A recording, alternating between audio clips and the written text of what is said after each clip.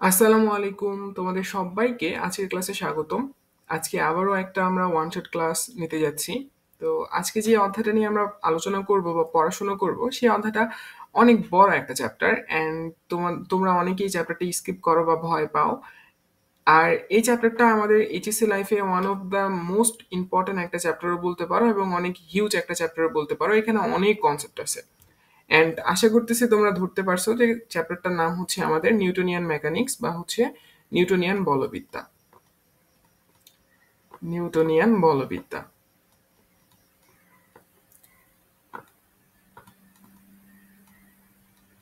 ওকে, এই নিউটনিয়ান বলবিদ্যাটা তোমরা খুব ভালো মতো করেই জানো, এটা অনেক বড় একটা চ্যাপ্টার অ্যান্ড এখান থেকে অনেক টাইপের কোশ্চেন করা পসিবল। তবে তোমরা যদি বোর্ড কোশ্চেনটা একটু ঘেটে দেখো তাহলে দেখবা যে এখান থেকে কিছু সংখ্যক টাইপ বারবার রিপিট করে বা কিছু সংখ্যক টাইপ থেকেই তোমার কোশ্চেনগুলো ম্যাক্সিমাম সময় এসে থাকে। তো আমরা মূলত সেই সকল টাইমগুলো বাদ দিয়েও অন্যান্য যে আমাদের টপিকগুলো আছে সেগুলো একটু হলেও টাচ করে যাব, টেনশন নেওয়ার দরকার নেই। প্রথমতই আমরা যদি একটু এইচএস এর জন্য কথাবার্তা বলি, এই চ্যাপ্টারটা এইচএস এর জন্য অনেক গুরুত্বপূর্ণ, খুব ভালো মতো করেই জানো। এই চ্যাপ্টারটা মূলত দুইটা ভাগে ভাগ করা আছে, একটা হচ্ছে তোমার রৈখিক অংশ, রৈখিক অংশ, এবং আরেকটা ভাগ হচ্ছে তোমার কৌণিক অংশ, কৌণিক অংশ। ওকে, খুব ভালো কথা। দেখো, তোমার রৈখিক অংশ থেকে কোশ্চেন করা যেতে পারে অথবা কৌণিক অংশ থেকেও তোমার কোশ্চেন করা যেতে পারে। মোদ্দা কথা হচ্ছে তোমার নিউটনিয়ান বলবিদ্যা বা নিউটনিয়ান মেকানিক্সটাকে তুমি চাইলে দুইটা ভাগে ভাগ করে ফেলতে পারবা। একটা ভাগ হচ্ছে রৈখিক অংশ আর একটা ভাগ হচ্ছে কৌণিক অংশ। অর্থাৎ রৈখিক অংশের মধ্যে আমরা দেখবো যে নিউটন যে তোমার তিনটা ফর্মুলা দিছিল সেই তিনটা ফর্মুলাই আমরা হচ্ছে এই অংশটার মধ্যে ব্যবহার করতেছি। আর কৌণিক অংশটা আমরা নতুনভাবে শিখবো। অর্থাৎ রৈখিক অংশটার ম্যাক্সিমাম টপিক দেখবা 9-10 এর অনেকগুলো টপিকের সাথে ওভারল্যাপ করতেছে। আর কৌণিক অংশটা আমরা হচ্ছে নতুনভাবে শিখবো, ঠিক আছে? এখন কথা হচ্ছে ভাইয়া, কি ধরনের কোশ্চেন্স গুলো এসে থাকে বা কোন টপিক গুলো থেকে তোমার নর্মালি এইচএসসি বলো কিংবা হচ্ছে তুমি যদি বলো যে বোর্ড পরীক্ষা, তাহলে সেখানে কি ধরনের কোশ্চেন্স গুলো করে, বা বিভিন্ন স্কুল কলেজ বলো তারা কোন ধরনের কোন টপিক গুলো থেকে কোশ্চেন গুলো করে, সেটা নিয়ে যদি একটু কথা বলি তাহলে রৈখিক অংশ থেকে তোমার একটা টপিক আছে, নাম ভরবেগের সংরক্ষণশীলতা। ভরবেগের সংরক্ষণশীলতা, এই টপিকটা রৈখিক অংশ থেকে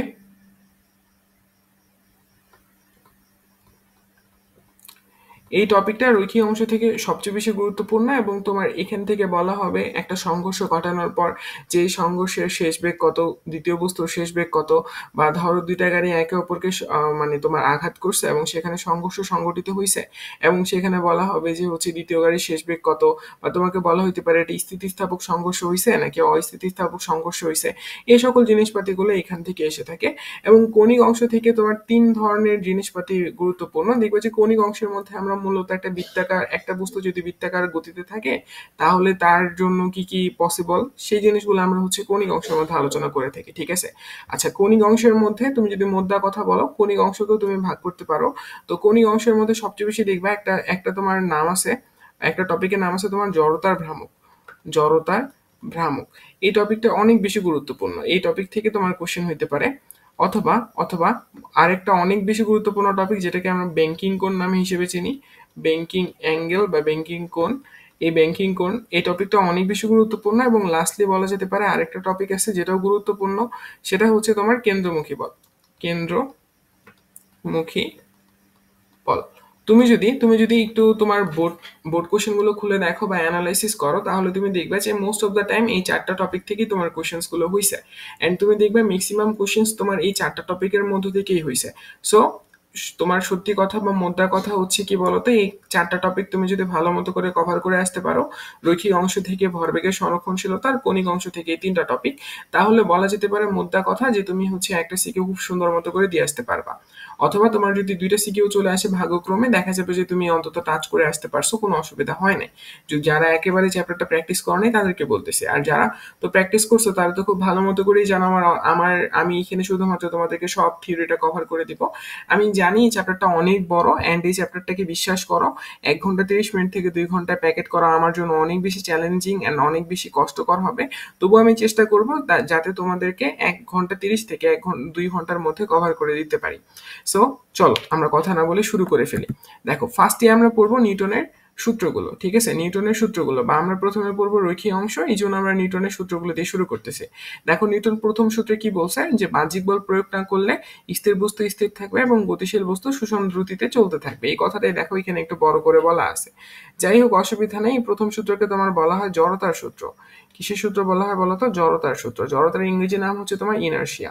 ঠিক আছে, একটু একটু মনে রেখিও জাস্ট। দেখো প্রথম সূত্রটাকে কি বলা হয় বলতো? জড়তার সূত্র। ঠিক আছে, দেখো নিউটনের দ্বিতীয় সূত্রটা কি? কোনো বস্তুর ভরবেগের পরিবর্তনের হার তার উপর প্রযুক্ত বলের সমানুপাতিক এবং বল যেদিকে ক্রিয়া করে বস্তুর ভরবেগের পরিবর্তন সেদিকে ঘটে। এই ফর্মুলা থেকে আমরা মূলত বলের ধারণা পাই। কিসের ধারণা পাই বলতো? বলের ধারণা পাই। ঠিক আছে, আমি একটু তাড়াতাড়ি করে পড়াবো, তোমরা বুঝতেই পারতেছো। যার কারণে তোমাদের যদি অনেক বেশি সমস্যা হয়ে থাকে আমাকে একটু জানাবা কমেন্ট সেকশনের মধ্যে, যে ভাইয়া এই টপিকটাতে একটু সমস্যা হয়েছে, আমি টপিকটার একটা ভিডিও ক্লাস রেকর্ড করে তোমাদেরকে দেওয়ার চেষ্টা করব। ওকে, এবার দেখো তোমার তৃতীয় সূত্রটা, যে প্রত্যেক ক্রিয়ারই সমান ও বিপরীত প্রতিক্রিয়া আছে। এই টপিক তো তুমি মানে এই ফর্মুলা তো সবারই মুখস্থ, তাই না? তার মানে দেখো নিউটন তিনটা ফর্মুলা দিছিল এবং তিনটা ফর্মুলা নিয়ে আমরা মোটামুটি সবারই পরিচিত এবং আমরা সবাই এই জিনিসটা পড়ে আসছি। ফার্স্ট যে ফর্মুলাটা সেটাকে বলা হয় জড়তার সূত্র বা ইনার্শিয়ার সূত্র। ইনার্শিয়া জিনিসটা কি? স্থির বস্তু স্থির থাকার যে প্রবণতা, থাকতে চাওয়ার যে প্রবণতা, সেটাকে বলা হয় তোমার জড়তা। অথবা এভাবে বলতে পারবা যে গতিশীল বস্তু গতিশীল থাকার যে মানে থাকতে চাওয়ার যে তার প্রবণতা, তাকে বলা হবে তোমার গতি জড়তা বা জড়তা। ঠিক আছে, জড়তা জিনিসটা হচ্ছে কি বলতো? স্থিতি জড়তা আছে আর একটা গতি জড়তা আছে। স্থিতি জড়তা হচ্ছে কোন স্থির বস্তু স্থির থাকতে চাওয়ার যে প্রবণতা সেটা। আর গতি জড়তা হচ্ছে কি বলতো? কোনো গতিশীল বস্তু গতিশীল অবস্থায় থাকতে যাওয়ার যে প্রবণতা সেটা। কথা বুঝছো? এবং এই জিনিসটা দেখো প্রথম সূত্র থেকে আসে। কোন সূত্র থেকে আসে বলতো? নিউটনের প্রথম সূত্র থেকে আসে। এটি কিন্তু এমসিকিউ। এরপরে দেখো দ্বিতীয় সূত্র। দ্বিতীয় সূত্র থেকে তোমার কি আসে বলতো? বলের ধারণাটা পাই। অর্থাৎ দেখো আমরা কিছুক্ষণ পর একটা ফর্মুলা শিখবো, এফ ইকুয়ালস টু এম এ। এই ফর্মুলাটা দেখবা যে আমি তোমাকে এই দ্বিতীয় ফর্মুলা মানে দ্বিতীয় যে তোমার লটা আছে, এই লটা বা এই দ্বিতীয় রুলটা বা এই দ্বিতীয় ফর্মুলাটা থেকে আমি প্রুফ করে আনবো। আর তৃতীয় ফর্মুলাটা কি বলতো? প্রত্যেক ক্রিয়ারই সমান এবং বিপরীত প্রতিক্রিয়া আছে। ঠিক আছে, এই জিনিসটা আমরা আলোচনা করব, কোনো ব্যাপার না, কোনো টেনশন নেওয়ার কোনো দরকার নেই। চলো আমরা প্রথম থেকে শুরু করি। ওকে, দেখো আমরা প্রথমেই যে টপিকটা পড়বো সেটা মোস্ট ইম্পর্টেন্ট একটা জিনিস, এবং এই অধ্যায়টাকে ভালো মতো করে বোঝার জন্য নর্মাল বেসিক যে কথাটা বলতে আমরা বুঝি সেই জিনিসটা এখন তোমাদেরকে আমি একটু বোঝানোর চেষ্টা করব। দেখো টপিকটার নাম হচ্ছে, আমরা দেখার চেষ্টা করব কোন বল কোন বল কোন দিকে কাজ করছে। কোন দিকে কাজ করছে। ঠিক আছে, দেখো কোন বল কোন দিকে কাজ করছে।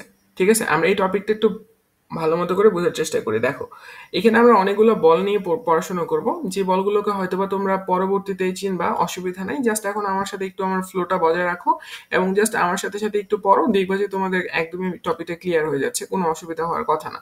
দেখো ফার্স্টে আমরা পড়বো তলের প্রতিক্রিয়া বল। তলের প্রতিক্রিয়া বল।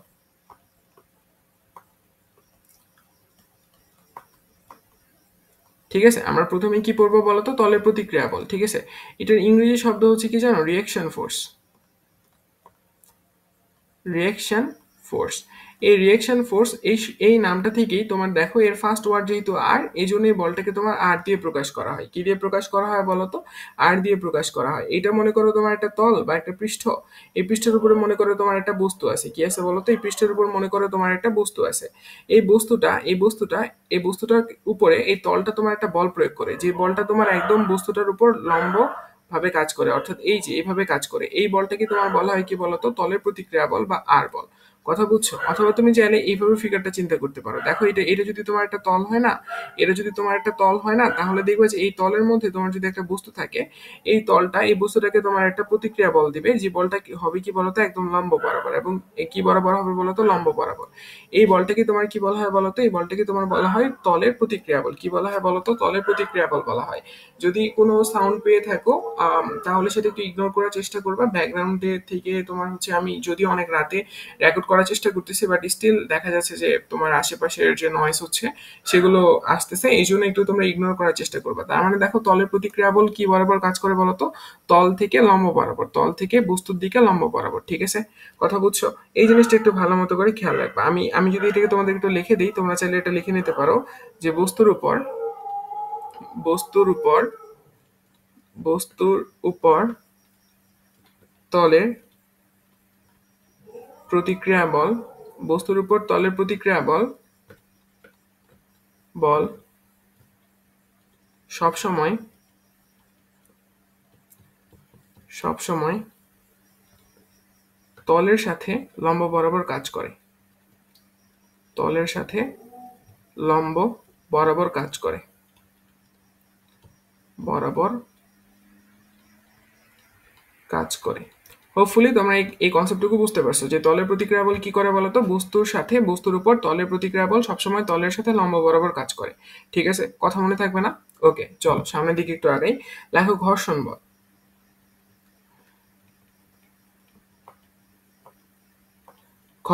ঘর্ষণ বল জিনিসটা তো তোমরা খুব ভালো মতো করেই জানো। ঘর্ষণ বল জিনিসটা কি বলতো, এটা একটা তোমার গতি বাধা মানে গতি রোধকারী বল না বলতো।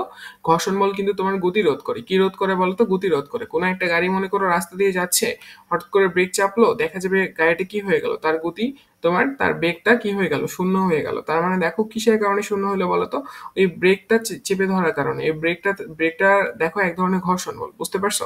ওই ব্রেকটা দেওয়ার কারণে তোমার গতিটা রোধ হয়ে গেল, যার কারণে ওটাকে তুমি একটা ঘর্ষণ বল বলতে পারবা। ঠিক আছে, তার মানে ঘর্ষণ বলকে কি বলা হয় বলতো, গতি রোধকারী বল বলা হয়। ঠিক আছে, কি বলা হয় বলতো, গতি রোধকারী বল বলা হয়। দেখো এটা যদি তোমার একটা তল হয় বা একটা যদি পৃষ্ঠ হয় এবং এটার উপর যদি একটা বস্তু থাকে এবং বস্তুটা যদি তোমার ভিবেগে গতিশীল হয়, তাহলে এই তলের সমান্তরাল বরাবর তোমার হচ্ছে তার বিপরীত দিকে এক ধরনের বল কাজ করে, যে বলটা তোমার কি করে বলতো, এই যে তোমার ভিবেগে গতিশীল বস্তুটা আছে না, তার বেগটাকে কমিয়ে দেওয়ার চেষ্টা করে। তার বেগটাকে কি করে বলতো, কমিয়ে দেওয়ার চেষ্টা করে। এই বলটা দেখবে কি বলতো, তলের সাথে সমান্তরালে থাকে। এই বলটা কিভাবে থাকে বলতো, তলের সাথে সমান্তরালে থাকে। ঠিক আছে, দেখো তলের সাথে কিসে আছে, সমান্তরালে আছে না, তলের সাথে কিন্তু সমান্তরালে থাকবে এই বলটা। ঠিক আছে, এই বলটাকে তোমার বলা হয় কি বলতো, ঘর্ষণ বল। এর কাজ কি ভাইয়া? এর কাজ হচ্ছে তোমার এই যে বস্তুটার বেগটা আছে, বেগটার মানটা কমিয়ে দেয়, বেগটার মানটাকে কমিয়ে দেয়। এবং তোমরা 19-এ পড়ে আসছো হয়তো বা যে ঘর্ষণ একটি প্রয়োজনীয় উপদ্রব। কারণ এই জিনিসটাকে কেন উপদ্রব বলা হয় ভাইয়া, প্রয়োজনীয় উপদ্রব কেন বলা হয় বা নেসেসারি ইভিল কেন বলা হয়? কারণ দেখো তুমি যখন একটা রাস্তা দিয়ে যাও, তোমার যদি সেই রাস্তার মধ্যে কোনো ঘর্ষণই না থাকে, তাহলে কিন্তু তুমি কখনোই থামতে পারবা না, তুমি চলতেই থাকবা, তুমি অনর্গল চলতেই থাকবা। আবার ঘর্ষণ থাকার কারণে কি হয় বলতো, দেখো তো তুমি যদি চলতেই থাকো, এটা একটা সমস্যা না? এরপরে দেখো ঘর্ষণ যদি তোমার ওখানে থাকে, তাহলে দেখা যাবে যে টায়ারটা ক্ষয় হয়ে যাচ্ছে। তার মানে দেখো দুইটারই কিন্তু ক্ষতিকর দিক আছে, দুইটারই কিন্তু ক্ষতিকর দিক আছে। এই জন্য এটাকে বলা হয় তোমার প্রয়োজনীয় উপদ্রব। কথাগুলো একটু মনে রাখিও। তার মানে দেখো ঘর্ষণ বল এর ইংরেজি শব্দ হচ্ছে ফ্রিকশন। এর ইংরেজি শব্দ কি বলতো, ফ্রিকশন। ঠিক আছে, ফ্রিকশন। এই জন্য এটাকে তোমার ছোট হাতের এফ দিয়ে প্রকাশ করে, কারণ আমরা বড় মানে বড় হাতের এফ দিয়ে আসলে বলকে বুঝি। এই জন্য আমরা হচ্ছে ফ্রিকশন ফোর্সকে ছোট হাতের এফ দিয়ে প্রকাশ করে থাকি। এবং দেখো এই ফ্রিকশন ফোর্সটা কি করে বলতো, তলের সাথে সমান্তরালে কাজ করে এবং বিপরীত দিকে। ঠিক আছে, যেদিকে তোমার বেগ হবে তার বিপরীত দিকে এই ফ্রিকশন মানে ফোর্সটা কাজ করবে। ওকে, কথা বুঝছো না? দেখো তার মানে বস্তু যেদিকে গতিশীল থাকবে, বস্তু যেদিকে গতিশীল থাকবে, গতিশীল থাকে, ঘর্ষণ বল তার বিপরীত দিকে দিকে তলের সমান্তরালে কাজ করে।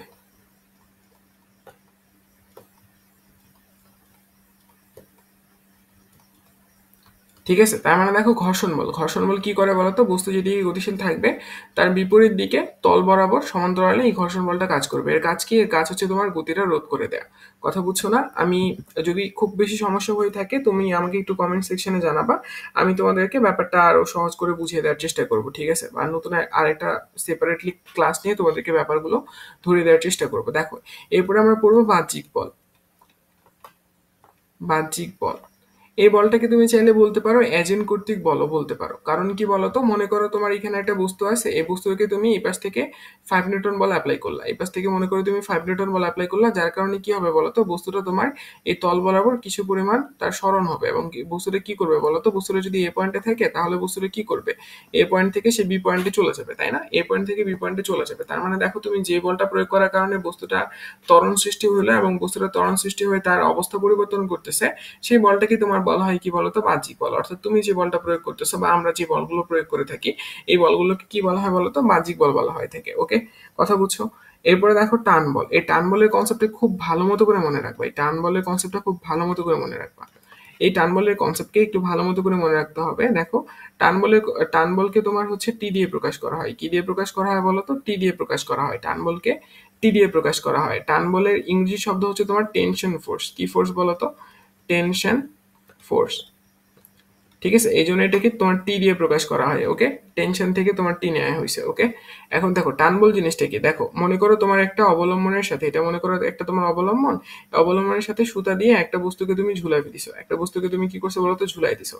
তার মানে দেখো এই যে সুতা বরাবর, মানে সুতা দিয়ে তুমি একটা বস্তুকে যেহেতু ঝুলাই দিছো, অবশ্যই তাহলে বস্তুটার একটা ভর আছে এবং একটা ওজন আছে, যার কারণে এই সুতাটা কিছু পরিমাণ বল অনুভব করবে। এই বলটার দিকটা কোন দিকে হবে? এই বলটার দিকটা কোন দিকে হবে? দেখো এটাকে বলা হবে তোমার সুতার টান বল। এটাই কি বলা হবে বলতো? সুতার টান বল। এটাই কি বলা হবে বলতো? সুতার টান বল। যেহেতু তুমি সুতা দিয়ে বস্তুটাকে বেঁধে দিছো, তার মানে এই সুতার মধ্যে যে টানটা পড়তেছে, এই টানটাকে বলা হবে কি বলতো? সুতার টান বল। এবং এর ডিরেকশনটা কোন দিক বরাবর হবে বলতো? তোমার দেখো বলের ক্রিয়াবিন্দু কিন্তু এটা। বলের ক্রিয়াবিন্দু কোনটা বলতো? এই যে এটা। দেখো বলের ক্রিয়াবিন্দু হচ্ছে এটা। বলের ক্রিয়াবিন্দু থেকে তোমার অবশ্যই অবলম্বনের দিকে তোমার টান বলের ডিরেকশন হবে, অর্থাৎ টান বলের ডিরেকশন হবে উপরের দিকে। ঠিক আছে, আমি যদি জিনিসটাকে একটু বড় করে আঁকে দেখাই, তাহলে হয়তো তোমাদের কাছে ব্যাপারটা ধরতে খুব সহজ হবে। দেখো বস্তুটা কি করা আছে বলতো? বস্তুটা তোমার এখানে ঝুলানো আছে। তার মানে দেখো এখানে আমি কয়েকটা বিন্দু চিহ্নিত করব। দেখো এটাকে বলা হবে তোমার অবলম্বন। এটাই কি বলা হবে বলতো? অবলম্বন বলা হবে। ঠিক আছে, অবলম্বন বলা হবে। আর এই যে এটাকে বলা হবে তোমার বলের ক্রিয়াবিন্দু। এটি কি বলা হবে বলতো? বলের ক্রিয়াবিন্দু। তার মানে দেখো টান বল সবসময় কি করে জানো? বলের ক্রিয়াবিন্দু থেকে তোমার অবলম্বনের দিকে কাজ করে। বলের ক্রিয়াবিন্দু থেকে কোন দিকে কাজ করে বলতো? অবলম্বনের দিকে কাজ করে। মানে আমি খুব সহজ করে যদি বুঝাই, তার মানে তোমার বলটা অবশ্যই এই দিক বরাবর কাজ করবে। ঠিক আছে, বলটা তোমার এই দিক বরাবর কি করবে বলতো? কাজ করবে। ওকে, দেখো এই দিক বরাবর কাজ করবে। এই বলটাকে তুমি বলতে পারবা টান বল। কথা বুঝছো? তার মানে টান টান বল কি করে বলতো? বলের ক্রিয়াবিন্দু থেকে অবলম্বনের দিক বরাবর কাজ করে। কথা বোঝা গেছে না? দেখো ব্যাপারগুলো কিন্তু অনেক বেশি ইজি। এই জিনিসগুলো কিন্তু তোমার কাজে আসবে, এই জন্য আমি কিন্তু এই জিনিসগুলো তোমাকে দেখাচ্ছি। ওকে, এবার আমরা একটা ফিগার দেখবো। এই ফিগারটা এখন দেখাচ্ছি না, এই ফিগারটা একদমই মনে রাখবা, কারণ এটা তোমার আজীবন কাজে আসবে। ঠিক আছে, তোমার হেলানো তলের অনেকগুলো ম্যাথ আছে, এই ম্যাথগুলো সলভ করার জন্য তোমাকে এই ফিগারটা দরকার হবে। দেখো এই ফিগারটা একটু খুব ভালো মতো করে খাতায় তুলে রাখো, অ্যান্ড আশা করতেছি তোমরা আর অসুবিধায় পড়বা না। দেখো ফিগারটা একটু ভালো মতো করে তুলে রাখতে হবে।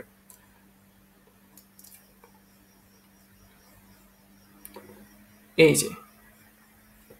যে এটা মনে করো তোমার হেলানো তল। এটা কি বলতো? এটা মনে করো তোমার হেলানো তল। ঠিক আছে, এই হেলানো তল বেয়ে তোমার মনে করো একটা বস্তু কি করতেছে বলতো? ঘুরিয়ে ঘুরিয়ে পড়তেছে, বা বস্তুর অবস্থানটা মনে করো এরকম করে একটা পয়েন্টে। ঠিক আছে, বস্তুর অবস্থানটা কোথায় বলতো?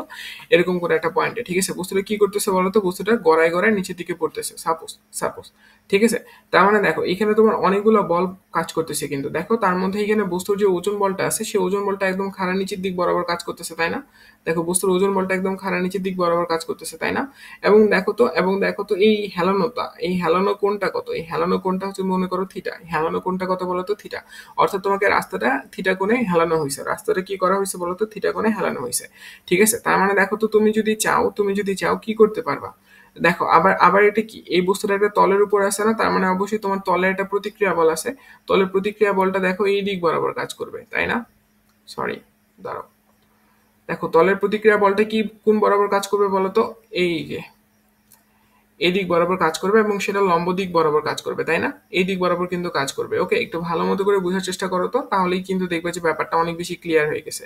না হলে অনেক বেশি পেন খাওয়া। ঠিক আছে, তার মানে দেখো বলের প্রতিক্রিয়া মানে তলের প্রতিক্রিয়া বলটা এই দিক বরাবর কাজ করবে। খুব ভালো কথা। এখন দেখো তো তুমি চাইলে এই এমজি কে খুব সহজে ভেঙে ফেলতে পারো। এই এমজি কে তুমি খুব সহজে ভেঙে ফেলতে পারো। দেখো তো আমি যদি তোমার এমজি কে ভেঙে ফেলি, তাহলে দেখা যাবে যে এই দিক বরাবর তুমি একটা উপাংশ পাবা, এবং দেখো এই যে এই দিক বরাবর তুমি একটা উপাংশ পাবা, তাই না? তার মানে দেখো তুমি দুটো উপাংশ পাচ্ছ আলটিমেটলি। দেখো হেলানো তল বরাবর তুমি একটা উপাংশ পাও, এবং হচ্ছে তোমার যে প্রতিক্রিয়া বলটা আছে তার বিপরীত দিক বরাবর তুমি একটা কি পাও বলো তো? উপাংশ পাও। এবং দেখো তো এই কোণটা যদি তোমার থিটা হয় না, এই যে এই কোণটা হেলানো কোণটা যদি তোমার থিটা হয় না, তাহলে এই কোণটা তোমার থিটা হবে। ঠিক আছে, একটু একটু ধরে নাও। এই প্রুফটা তোমার আপাতত দরকার নেই, এই জন্য দেখাচ্ছি না। তাহলে বলো তো, যার সাথে থিটা তাকে আমি কি দিব? কস দিব। তার মানে দেখো এই অংশটার মান হবে তোমার এম কস থিটা। আর দেখো তো এই অংশটার মান কত হবে বলো তো? এম জি সাইন থিটা, তাই না? M G sine theta. Okay, এই তো দেখো আমি জাস্ট কি করছি বলো তো? উপাংশে ভাগ করছি। উপাংশের টপিকটা কই থেকে শিখবো? উপাংশের টপিকটা ভাইয়া হচ্ছে আমাকে শিখতে হলে কোথা থেকে শিখতে হবে বলো তো? ভেক্টর থেকে শিখতে হবে। কোথা থেকে শিখতে হবে বলো তো? ভেক্টর থেকে শিখতে হবে। আমার ভেক্টরের প্লেলিস্ট অলরেডি বানানো আছে, তুমি চাইলে দেখে ফেলতে পারো। MG sine theta. তার মানে দেখো আমি উপাংশে কিন্তু খুব সুন্দর মতো করে ভাগ করে ফেলছি। এবং দেখো তুমি চাইলে বলতে পারবা তলের যে প্রতিক্রিয়া বল আছে প্রতিক্রিয়া বল সমান সমান কি হবে বলতো, MG cos theta, MG cos theta. এবং দেখো এই এমজি সাইন থিটা এই বলটাতেই তোমার কি হবে বলতো, বস্তুটা তোমার এই নিচের দিকে আসবে, নিচের দিকে আসবে বা অগ্রসর হবে। এখন মনে করো এই বস্তুটার মধ্যে কি আছে বলতো, এই বস্তুটার মধ্যে মনে করো তোমার হচ্ছে ঘর্ষণ বল আছে। কি আছে বলতো, মনে করো এর মধ্যে তোমার ঘর্ষণ বল আছে, ঘর্ষণ বল ছোট হাতের এফ। তার মানে তুমি বলতে পারবা ঘর্ষণ বলটা কি করবে, তোমার বলটাকে এই যে এই বলটার কারণেই তো বস্তুটা গড়ায় গড়ায় পড়তেছিল, তাই না? এমজি সাইন থিটা এই বলটার কারণেই তো তোমার বস্তুটা গড়ায় গড়ায় পড়তেছিল। এবং দেখা যাবে যে এইখান থেকে তোমার কিছু পরিমাণ ঘর্ষণ বল বিয়োগ হয়ে যাবে, এখান থেকে তোমার কিছু পরিমাণ ঘর্ষণ বল বিয়োগ হয়ে যাবে, এবং তারপরে যে বলটা পাবা ওই বলটা নিয়ে বস্তুটা কি করবে বলতো, তোমার হচ্ছে এই রাস্তাটা পাড়ি দিবে। এই রাস্তাটা কি করবে বলতো, পাড়ি দিবে। কথা বুঝতে পারতেছো, কথা বুঝতে পারতেছো? এই যে ফিগারটা, এই ফিগারটা খুব ভালো মতো করে মাথায় রাখবা। দেখো এমজি সাইন থিটা নিয়ে কি হবে বলতো, বস্তুটা হেলানো তল বেয়ে তোমার হচ্ছে গড়িয়ে পড়বে, বস্তুটা হেলানো তল বেয়ে তোমার কি করবে বলতো, গড়িয়ে পড়বে। কোন বলটার কারণে, এমজি সাইন থিটার কারণে। ঠিক আছে, এমজি সাইন থিটার কারণে বস্তুটা কি করবে বলতো, হেলানো তল বেয়ে গড়িয়ে পড়বে। আর দেখো এই যে আরেকটা, এখানে আরেকটা জিনিস মাথায় রাখবা, এখানে হচ্ছে তোমার এফ ইকুয়ালস টু মিউ আর। ঠিক আছে, এই মিউকে বলা হবে তোমার ঘর্ষণ সহগ। এই মিউকে কি বলা হবে বলতো, ঘর্ষণ সহগ বলা হবে। তোমার কোশ্চেনে ঘর্ষণ সহগ দেয়া থাকবে। আর এই যে আর, এই আর এর মান মানে হচ্ছে তোমার বলের তলের প্রতিক্রিয়া বল, যেটার মান দেখো এখান থেকে তুমি লিখতে পারবা, এখান থেকে তুমি লিখতে পারবা। তার মানে দেখো তোমার এখানে যদি লব্ধি বলটা তুমি হিসাব করো, যেহেতু বস্তুটা তোমার নিচের দিকেই চলে আসতেছে, তার মানে তোমার এমজি সাইন থিটা অর্থাৎ এই মানটা এটা বড় হবে কার থেকে, এই ঘর্ষণ বলের থেকে। যার কারণে এটা থেকে এটা বাদ দিলাম, এবং এটা থেকে এটা বাদ দিলে আমরা জানি যে হচ্ছে এই মানটা কি হবে বলতো, এই মানটা হবে তোমার এম এর সমান, এম এ এর সমান। এটা কিভাবে আসে আমরা একটু পরে বুঝতে পারবো, অসুবিধা নাই। জাস্ট একটু লিখে রাখো, জাস্ট একটু লিখে রাখো, তাহলে আর প্যানিক হওয়ার কোনো চান্সেস থাকবে না। দেখো এই জিনিসটা কই থেকে আসে এটা আমি লিখে তোমাকে দিচ্ছি, দাঁড়াও। দেখো তুমি কিছুক্ষণ পরে একটা ফর্মুলা শিখবা, summation of F equals to M A. অর্থাৎ তোমার একটা বিন্দুতে যতগুলো বল কাজ করতেছে তাদের যে লব্ধি বলটা, সেটার মান কি হবে বলতো, ওই লব্ধি ভর ইন্টু লব্ধি ত্বরণ। কথা বুঝছো, তার সমান হবে, তার সমান হবে। তার মানে দেখো তোমার এখানে বল কাজ করতেছে দুইটা, একটা এমজি সাইন থিটা এবং আরেকটা কি বলতো, আরেকটা হচ্ছে তোমার এফ বা হচ্ছে তোমার ঘর্ষণ বল। দেখো আর ঘর্ষণ বল সমান সমান তুমি কি লিখতে পারবা, ঘর্ষণ বল সমান সমান তুমি লিখতে পারবা মিউ ইন্টু আর। আর এর মান কত বলতো, MG cos theta, MG cos theta. তার মানে দেখো আলটিমেটলি তোমার অ্যান্সার আসবে কি বলতো, MG sine theta minus mu MG cos theta equals to কি বলতো, এম এ। দেখো এই যে ফর্মুলাটা, এই ফর্মুলাটা একটু মনে রাখবা, এই ফর্মুলাটা একটু মনে রাখবা। ঠিক আছে, এই ফর্মুলাটা একটু মনে রাখবা। দেখো ফর্মুলাটা কিভাবে পেলাম, এই প্রসেসটাও ইম্পর্টেন্ট এবং এই ফিগারটাও ইম্পর্টেন্ট, এবং এখানে যা যা বলছে সব কথাগুলো ইম্পর্টেন্ট। কথা বুঝছো? অ্যান্ড তোমাকে ম্যাথ করার জন্য এই জিনিসগুলো কিন্তু কাজে লাগবে। তোমাকে ম্যাথ করার জন্য কি করতে হবে বলতো, এই জিনিসগুলো তোমাকে মেমোরাইজ করতে হবে, অ্যান্ড এই জিনিসগুলো তোমার কাজে আসবে। কথা বুঝে গেছে, কথা বুঝে গেছে। আমি অনেক শর্টকাট করে বোঝাচ্ছি আমি জানি, আমার নিজেরই খারাপ লাগতেছে, বাট আসলে এখানে কোনো কিছু করার নাই, যার কারণে আমাকে আসলে এইভাবেই বুঝাইতে হবে। বুঝছো? সো টেনশন নেওয়ার কোনো দরকার নেই, টেনশন নেওয়ার কোনো দরকার নেই। চলো আমরা সামনের দিকে একটু আগাই, আমরা সামনের দিকে একটু আগাই।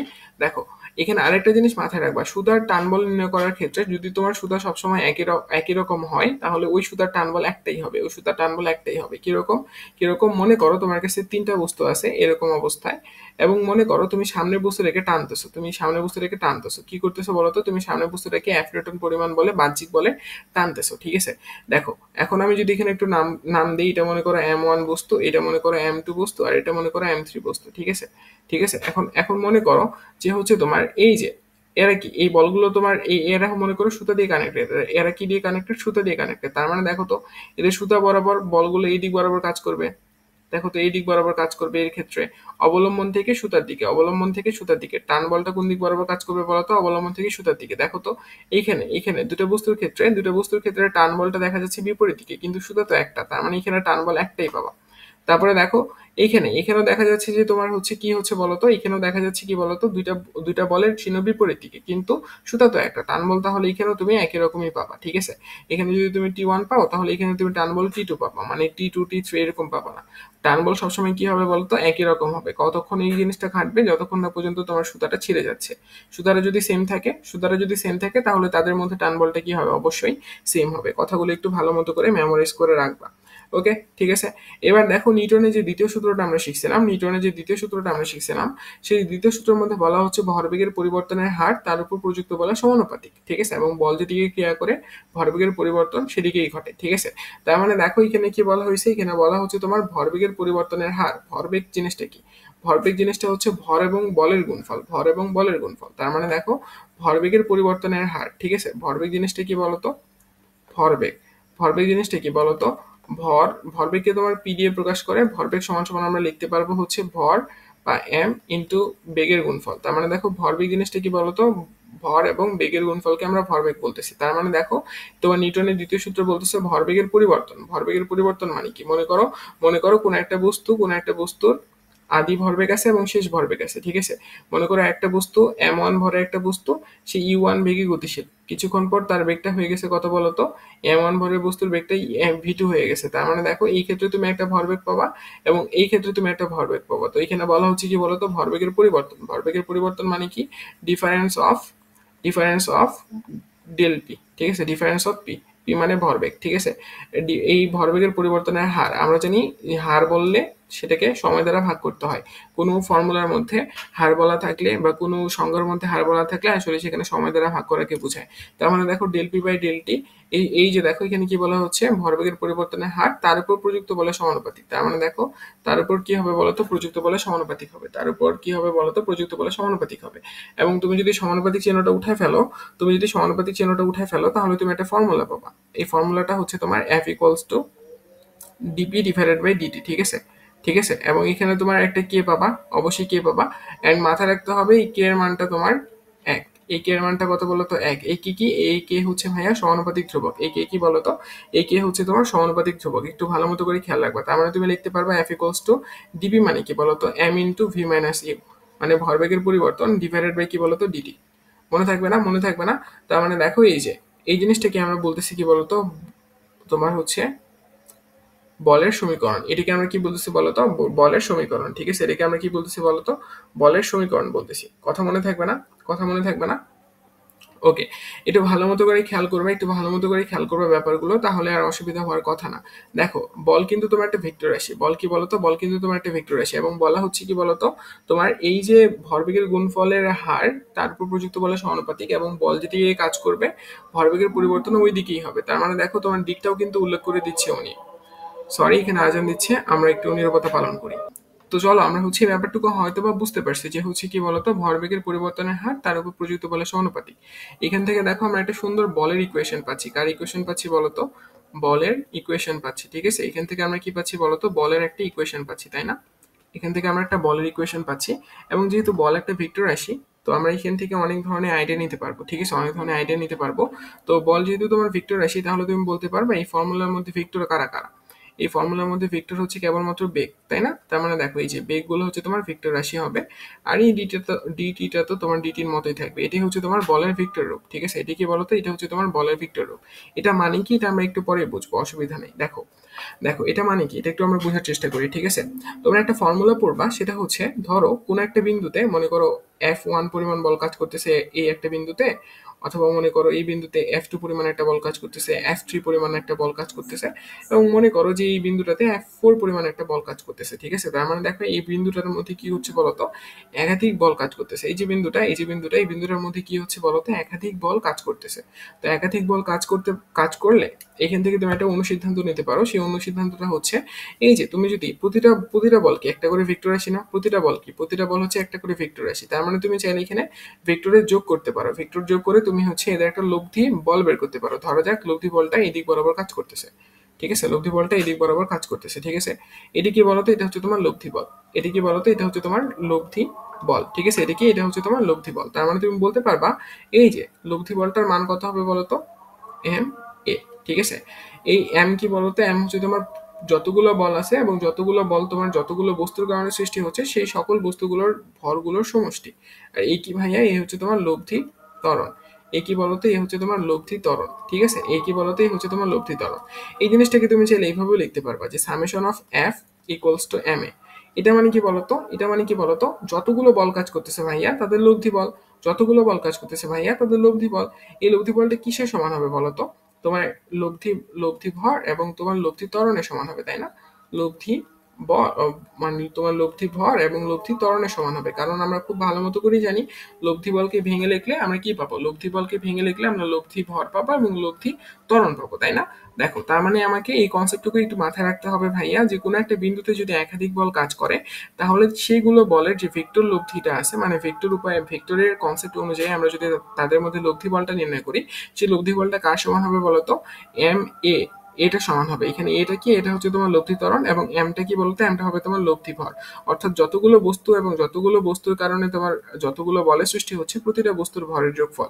ঠিক আছে, এবং এটা বীজগাণিতিক যোগফল। এটা কি বলতো? এটা বীজগাণিতিক যোগফল। মনে করো F1 সৃষ্টি করতেছে তোমার M1 ভরের বস্তু, তারপরে মনে করো F2 সৃষ্টি করতেছে তোমার M2 ভরের বস্তু, F3 সৃষ্টি করতেছে মনে করো তোমার M3 ভরের বস্তু, এবং দেখো F4 সৃষ্টি করতেছে মনে করো তোমার M4 ভরের বস্তু। তার মানে দেখো M ইকুয়ালস টু তুমি লিখতে পারবা M1 plus M2 plus M3 plus কি বলতো M4। কথা বুঝতে পারছো না? কথা বুঝতে পারছো না? এই যে কনসেপ্টটা, এই কনসেপ্টটা কিন্তু খুব কাজে আসবে, এই কনসেপ্টটা কিন্তু খুব কাজে আসবে। তাহলে হচ্ছে কি বললাম বলতো, কোনো একটা বিন্দুতে যদি একাধিক বল কাজ করে তাহলে সেই বলের লব্ধি বলটা কি হবে বলতো? এই যে লব্ধি ভর ইন্টু লব্ধি ত্বরণের সমান হবে, লব্ধি ভর ইন্টু লব্ধি ত্বরণের সমান হবে, তাই না? এটা হচ্ছে লব্ধি ভর। এই যে এই ফর্মুলাটা বা এই অনুসিদ্ধান্তটা একটু ভালো মতো করে মাথায় রাখবা, ঠিক আছে?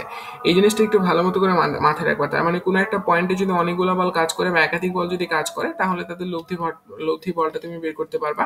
যে লব্ধি বলটা হবে কি বলতো? লব্ধি ভর এবং লব্ধি ত্বরণের গুণফলের সমানুপাতিক। ঠিক আছে, ঠিক আছে, সরি, তো তাদের গুণফলের সমান। এবং দেখা যাবে যে হচ্ছে তোমার ত্বরণটা কিন্তু একটা ভেক্টর।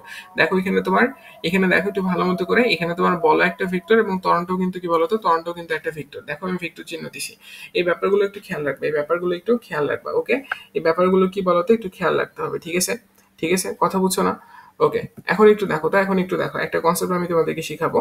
দেখো, তোমার এই লব্ধি বলটা কখন শূন্য হইতে পারে? এই লব্ধি বলটা কখন শূন্য হইতে পারে? এই লব্ধি বলটা কখন শূন্য হইতে পারে? দেখো তো, এই লব্ধি বলটা শূন্য হওয়ার জন্য আমার কি দরকার? দেখো তো, এম এর ভ্যালু যদি শূন্য হয় তাহলে আমি বলতে পারবো শূন্য ইন্টু এ, তাহলে আমার আসবে শূন্য, তার মানে শূন্য নিউটন। এই তো হয়ে গেল। তার মানে আমার এম এর ভ্যালু যদি শূন্য হয় তাহলে হচ্ছে আমি লব্ধি বলটা কি পাবো বলতো? শূন্য পাবো, তাই না? খুব সহজ না? কিন্তু গাধার গাধা, এটা আসলে হবে না, এটা আসলে হবে না, কারণ আমরা খুব ভালো মতো করে জানি যে কোনো বস্তুর ভর আসলে 0 কেজি হইতে পারে না। একটা বস্তু কণারও কিন্তু মিনিমাম একটা ভর থাকে। ঠিক আছে, একটা বস্তু কণারও কি থাকে বলতো? মিনিমাম একটা ভর থাকে। তার মানে অবশ্যই আমরা বলতে পারবো এম এর মান কখনো 0 হইতে পারে না, এম এর মান কখনো 0 হইতে পারে না। তাহলে 0 কি হবে? 0 অবশ্যই তোমার ত্বরণ হবে। 0 কি হবে বলতো? 0 অবশ্যই ত্বরণ হইতে হবে, যেহেতু তোমার এম এর ভ্যালু মানে কখনো 0 হইতে পারে না, তার মানে অবশ্যই ত্বরণকে 0 হইতে হবে। ত্বরণকে 0 না হলে তো তুমি আসলে বল কখনো 0 করতে পারবা না। এই ইকুয়েশনে বলকে 0 করতে হলে যে কোনো একটাকে 0 হইতে হবে। যেহেতু তোমার ভর 0 না, তাহলে ত্বরণ 0। আর ত্বরণকে ভেঙে লিখতে পারবো কিভাবে বলতো? ত্বরণকে আমরা ভেঙে লিখতে পারবো V minus U divided by T. এভাবে লিখতে পারবো না? দেখো তো, একটু দাঁড়াও। V minus U divided by T. Okay, এখন দেখো তো এই ত্বরণের মধ্যে তোমার ভি মাইনাস ইউ, এই ভি মাইনাস ইউ এরা কি বলতো? এরা হচ্ছে তোমার একটা ভেক্টর না? এরা কি? এরাও তোমার একটা ভেক্টর। এবং দেখো তো, সময় কখনো শূন্য হইতে পারে না, সময় তো কখনো শূন্য হইতে পারে না। তার মানে অবশ্যই এই জিনিসটাকে শূন্য হইতে হবে। তাহলে দেখো, এই জিনিসটাকে তুমি যদি শূন্য ধরো তাহলে তুমি বলতে পারবে ভি ভেক্টর ইকুয়ালস টু কি বলতো? U vector. তার মানে বুঝাচ্ছে যে শেষ বেগ ইকুয়ালস টু কি হইতে হবে বলতো? আদি বেগ হইতে হবে। অর্থাৎ বস্তুটা যদি তোমার সমবেগে চলে, অর্থাৎ তুমি যদি 2 মিটার পার সেকেন্ড বেগ নিয়ে একটা পথে যাত্রা শুরু করো এবং তোমার 10 মিনিট পরে যদি তোমার বেগ 2 মিটার পার সেকেন্ডই থাকে, তাহলে তুমি বলতে পারো তুমি সমবেগে গতিশীল। আর সমবেগে গতিশীল হলে তোমার কোনো ত্বরণ থাকে না। ত্বরণ না থাকলে আসলে আলটিমেটলি সেই বস্তুটা কি হয় বলতো? বস্তুটার তোমার হচ্ছে বল 0 হয়। বস্তুটার বল কি হয় বলতো? বস্তুটার বল তোমার 0 হয়। কথা বুঝতে পারছো না? কথা বুঝতে পারছো না? ওকে, হোপফুলি এই কয়েকটা কনসেপ্ট একটু ভালো মতো করে বোঝার চেষ্টা করবা, ঠিক আছে? এবার চলো আমরা ক্রিয়া প্রতিক্রিয়া বল নিয়ে একটু কথাবার্তা বলবো, বা নিউটনের তৃতীয় সূত্রটা নিয়ে একটু কথাবার্তা বলবো। আমি জানি তোমরা এখনো, আমি টপিকগুলোর ভিতরে ঢুকি না, এখনো আমি অনেক কিছু পড়াচ্ছি না। আমি সামনে সামনে ধীরে ধীরে ক্লিয়ার করতে করতে যাচ্ছি। তোমরা জাস্ট আমার সাথে থাকো। দেখবে যে আমার 2 ঘন্টা পর ক্লাসটা করা শেষ হলে তুমি এই টপিকটার উপর বস হয়ে যাবে। ট্রাস্ট মি, বিশ্বাস করো। দেখো, ক্রিয়া এবং প্রতিক্রিয়া বল, ক্রিয়া এবং প্রতিক্রিয়া বল, ঠিক আছে? ক্রিয়া এবং প্রতিক্রিয়া প্রতিক্রিয়া বল। এই বলের কনসেপ্টটা নিয়ে আমাদের অনেকের মধ্যে অনেক ভুল ধারণা আছে। কিরকম ধারণা? মনে করো এই যে একটা বস্তু, ঠিক আছে? এই বস্তুটা মনে করো আরেকটা বস্তুকে তোমার ধাক্কা দিল, আরেকটা বস্তুকে ধাক্কা দিল। মনে করো এই বস্তুটার ভর m এবং অপর যে বস্তুটাকে ধাক্কা দিল তারও ভর মনে করো কি বলতো m, ঠিক আছে? তার মানে দেখো m ভর বিশিষ্ট দুইটা বস্তু আছে। একটা বস্তু আরেকটা বস্তুকে কি করতেছে বলতো? ধাক্কা দিচ্ছে। একটা বস্তু আরেকটা বস্তুকে কি করতেছে বলতো? ধাক্কা দিচ্ছে। অর্থাৎ এইভাবে ধাক্কা দিচ্ছে, ঠিক আছে? এইভাবে মনে করো ধাক্কা দিচ্ছে। একটা বস্তু আরেকটা বস্তুকে ধাক্কা দিচ্ছে এবং উভয়ের ভর সমান, উভয়ের ভর সমান। তার মানে মনে করো যে প্রথম যে বস্তুটা এটা মনে করো ফার্স্ট বস্তু, এটা মনে করো সেকেন্ড বস্তু, ঠিক আছে? প্রথম যে বস্তুটা সে মনে করো এই দিক বরাবর বল প্রয়োগ করতেছে দ্বিতীয় বস্তুটাকে। তাহলে দ্বিতীয় বস্তুটা কি করবে? তার অপোজিট দিক ডিরেকশন বরাবর তোমার এই বস্তুটাকে সমান এবং বিপরীত পরিমাণ বল তো ফেরত দিবে, তাই না?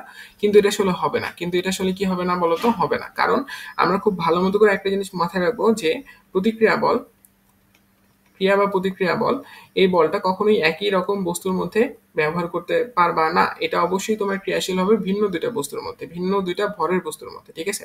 প্রতিক্রিয়া বল বা ক্রিয়া প্রতিক্রিয়া বল তোমার ভিন্ন ভিন্ন দুটি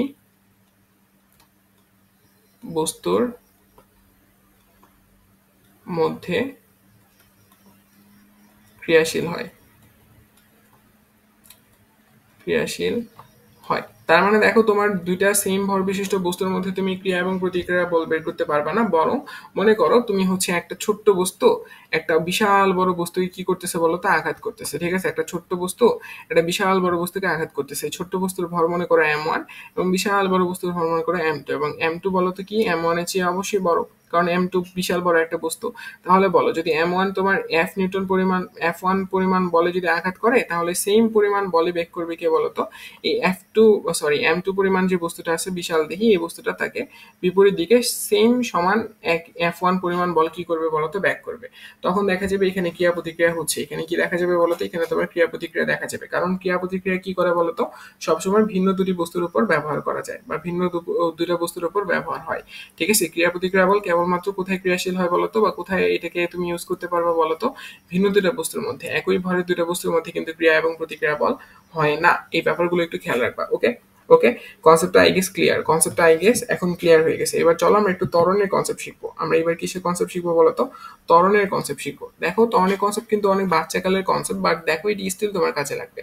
দেখো ত্বরণের দিক কোন দিকে হবে, ঠিক আছে? এই ত্বরণের দিক দিক এই দিকটা আমরা অনেক স্টুডেন্টরা বুঝতে পারি না, যার কারণে আমি আসলে এই দিকটা খুব সুন্দর মতো করে ধরাই দেবো। দেখো এই দিকটা কোন দিকে হবে? দেখো মনে করো কোনো একটা বস্তু মনে করো 50 মিটার/সেকেন্ড বেগে গতিশীল, 50 মিটার/সেকেন্ড বেগে গতিশীল। কিছুক্ষণ পর তার বেগ মনে করো হয়ে গেল 60 মিটার/সেকেন্ড। তাই কিছুক্ষণ পর তার বেগ কত হয়ে গেছে বলতো? 60 মিটার/সেকেন্ড হয়ে গেছে। দেখো বস্তুটা কিন্তু সেম। দেখো সে 50 মিটার/সেকেন্ড বেগে গতিশীল ছিল, তার আদি বেগ কত ছিল বলতো? 50 মিটার/সেকেন্ড, 50 মিটার/সেকেন্ড। এবং দেখো শেষ বেগ কত হয়ে গেছে বলতো? শেষ বেগ মনে করো 60 মিটার/সেকেন্ড হয়ে গেছে। এখন তোমাকে যদি বলা হয় যে ত্বরণ কোন দিকে ঘটবে, অবশ্যই মাথায় রাখতে হবে ত্বরণ সবসময় যেদিকে বেগ বেশি হবে সেদিকেই ঘটবে, যেদিকে বেগ বেশি হবে সেদিকেই ঘটবে। মনে থাকবে না? ত্বরণ কোথায় ঘটে বলতো? যেদিকে বেগ বেশি হবে সেদিকেই ঘটবে, ঠিক আছে? আচ্ছা, একটু ভালো মতো করে লক্ষ্য করো। এবার মনে করো আরেকটা বস্তু আছে, যে বস্তুটা মনে করো আদি বেগ 40 মিটার/সেকেন্ড, ঠিক আছে? আদি বেগ কত বলতো? 40 মিটার/সেকেন্ড। এবং মনে করো বস্তুটার শেষ বেগ কত বলতো? বস্তুটার শেষ বেগ মনে করো তোমার 20 মিটার/সেকেন্ড। এখন যদি তোমাকে বলা হয় যে ভাইয়া এর ত্বরণ কোন দিকে খাটবে, তুমি বলবা একদম খুব ইজিলি যে ভাইয়া এর ত্বরণ যেদিকে ভর মানে বল বেশি মানে যেদিকে তোমার বেগ বেশি সেদিকেই হবে। তার মানে দেখো তোমার এখানে ত্বরণের ডিরেকশনটা কোন দিক বরাবর হবে বলতো? এই যে এদিক বরাবর হবে। তার মানে দেখো তোমাকে ডিরেকশন গুলো বুঝতে হবে। আমরা ত্বরণের ডিরেকশন কিভাবে বের করবো বলতো? যেই দিকে তোমার হচ্ছে মানে যেদিকে বেগের মানটা বেশি হবে ত্বরণের ডিরেকশনটা সেদিকেই হবে। যেদিকে তোমার সে বেগের মানটা বেশি হবে সেদিকে তোমার ত্বরণটা বেশি হবে, ঠিক আছে? যেদিকে বেগের মান বেশি সেখানে ত্বরণটা বেশি হবে। তার মানে দেখো ত্বরণের ডিরেকশনটা আই গেস এখন তুমি বুঝতে পারছো। এবার মনে করো উপর থেকে একটা বস্তু পড়তেছে, কি বলতো? উপর থেকে মনে করো একটা বস্তু পড়তেছে, উপর থেকে একটা বস্তু মনে করো 20 মিটার/সেকেন্ড বেগে পড়তেছে, এবং হঠাৎ করে তার বেগটা কি হয়ে গেল মনে করো তো? হঠাৎ করে তার বেগটা মনে করো 10 মিটার/সেকেন্ড হয়ে গেছে, 10 মিটার/সেকেন্ড হয়ে গেছে। তাহলে বলো এর ত্বরণটা কোন দিকে ঘটবে? তুমি খুব সহজেই বলতে পারবে এর ত্বরণটা ভাইয়া উপরের দিকে ঘটবে। ত্বরণটা কোথায় ঘটবে বলো তো? উপরের দিকে ঘটবে। কথা বুঝতে পারতেছো না? কারণ উপরের দিকে ভাইয়া বেগের মানটা বেশি, যেদিকে বেগের মান বেশি হবে ত্বরণটা ওদিকেই কাজ করবে। ওকে, কথা ক্লিয়ার? দেখো কথা ক্লিয়ার? না হলে আরেকটা উদাহরণ দেখো। মনে করো তোমার হচ্ছে একটা বস্তুকে তুমি মনে করো নিক্ষেপ করলা। একটা বস্তুকে তুমি কি করলা বলো তো? নিক্ষেপ করলা। মনে করো নিক্ষেপ করার সময় তার বেগ ছিল তোমার হচ্ছে 10 metre per second, 10 metre per second, এবং এক সময় তার বেগ হয়ে গেছে মনে করো 20 metre per second, 20 metre per second, ঠিক আছে? এক সময় তার বেগ হয়ে গেছে কি বলতো 20 মিটার পার সেকেন্ড। তাহলে বলো এর ডিরেকশন কোন দিকে? এর ডিরেকশন দেখতে পারতেছি ভাইয়া যে আমার উপরের দিকে বেগের মানটা বেশি, তার মানে অবশ্যই ডিরেকশন কোন দিকে হবে? ত্বরণের উপর দিকেই হবে। কথা বুঝে গেছে না? কথা বুঝে গেছে না? এবার মনে করো তোমার যে শেষ বেগটা 20 মিটার পার সেকেন্ড না হয়ে 20 মিটার পার সেকেন্ড না হয়ে মনে করো শেষ বেগটা হয়ে গেছে 8 মিটার পার সেকেন্ড। তার মানে দেখো তো এবার বেগের মানটা কোন দিকে বেশি? নিচের দিকে বেশি। তার মানে তোমার ত্বরণটা কোন দিকে হবে বলো তো? নিচের দিকে হবে। কথা বুঝতে পারতেছো? তার মানে বেগের মান যেদিকে বেশি হবে ত্বরণ মূলত সেদিকেই ঘটবে। বেগের মান যেদিকে বেশি হবে ত্বরণ মূলত সেদিকেই ঘটবে। হোপফুলি তুমি এই কনসেপ্টটুকু বুঝতে পারছো, ঠিক আছে? আচ্ছা দেখো, আচ্ছা দেখো, একটু ভালো মতো করে বোঝার চেষ্টা করো। মনে করো এখন আমরা হচ্ছে একটু বলের কনসেপ্ট দেখবো, সাথে সাথে আরো কিছু তোমার খুচরা টপিক আছে, সেই টপিকগুলো একটু আমরা শেষ করার চেষ্টা করবো, ঠিক আছে? দেখো, আমরা কি জানি বলতো? আমরা জানি হচ্ছে বেগ কাকে বলে বলতো? বেগ কাকে বলে? বেগ হচ্ছে তোমার সময়ের সাথে স্মরণের পরিবর্তনের হারকে আমরা বেগ বলি, তাই না? স্মরণের পরিবর্তনের হার, তার মানে দেখো স্মরণের পরিবর্তন এবং তাকে যদি আমি ডিটি দ্বারা ভাগ করি তাহলে আমি পেয়ে যাবো বেগ। দেখো, উপরেরটা হচ্ছে স্মরণের পরিবর্তন এবং তাকে হার দ্বারা ভাগ করা হয়েছে, তার মানে দেখো বেগ কাকে বলে? স্মরণের পরিবর্তনের হারকে আমরা হচ্ছে বেগ বলতে পারবো, তাই না? তার মানে দেখো আমি বেগকে এভাবে লিখতে পারবো। এবং মনে করো তোমাকে যদি একটু ভালো মতো করে বোঝানোর চেষ্টা করি, মনে করো তোমার কাছে এস এর একটা ফাংশন দেওয়া আছে 5t² প্লাস 11t, ঠিক আছে? এবং তোমাকে বলা হলো যে বেগ বের করতে, তাহলে তুমি কি করতে পারবে? দেখো তো, আমরা খুব ভালো মতো করে জানি ডি ডিভাইডেড বাই ডিটি, এটাকে বলা হয় কি বলতো? Differentiation operator. এটাকে কি বলা হয় বলতো? Differentiation operator. এর কাজ কি? এর কাজ হচ্ছে তোমার ঢাল বের করা। ডিফারেন্সিয়েশন দিয়ে আমরা কি বের করি বলতো? ডিফারেন্সিয়েশন দিয়ে আমরা হচ্ছে তোমার ঢাল বের করি। কোনো একটা ফাংশন, কোনো একটা রাশি বা কোনো একটা সরল লেখার সমীকরণে কি বের করি বলতো? ডিফারেন্সিয়েশন দিয়ে আমরা তার মূলত ঢাল বের করি, ঠিক আছে? তার মানে দেখো ডিফারেন্সিয়েশন অপারেটর ডিফারেন্সিয়েশন অপারেটর, ঠিক আছে? এই ডি ডিভাইডেড বাই ডিটি, এটা কি আমরা কি বলতে পারবো বলতো? বা ডিডিটি, এটাকে আমরা কি বলতে পারবো বলতো? এটাকে আমরা ডিফারেন্সিয়েশন অপারেটর বলতে পারবো।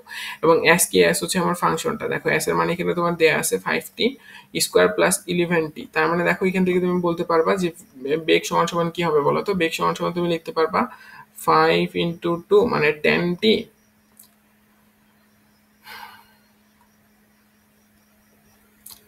10t প্লাস 11, তাই না? এটাকে তুমি যদি ডিফারেন্সিয়েট করো তাহলে তুমি এই মানটা পাবা। দেখো এটি হচ্ছে তোমার বেগের মান। এটি কিসের মান বলতো? এটি হচ্ছে তোমার বেগের মান।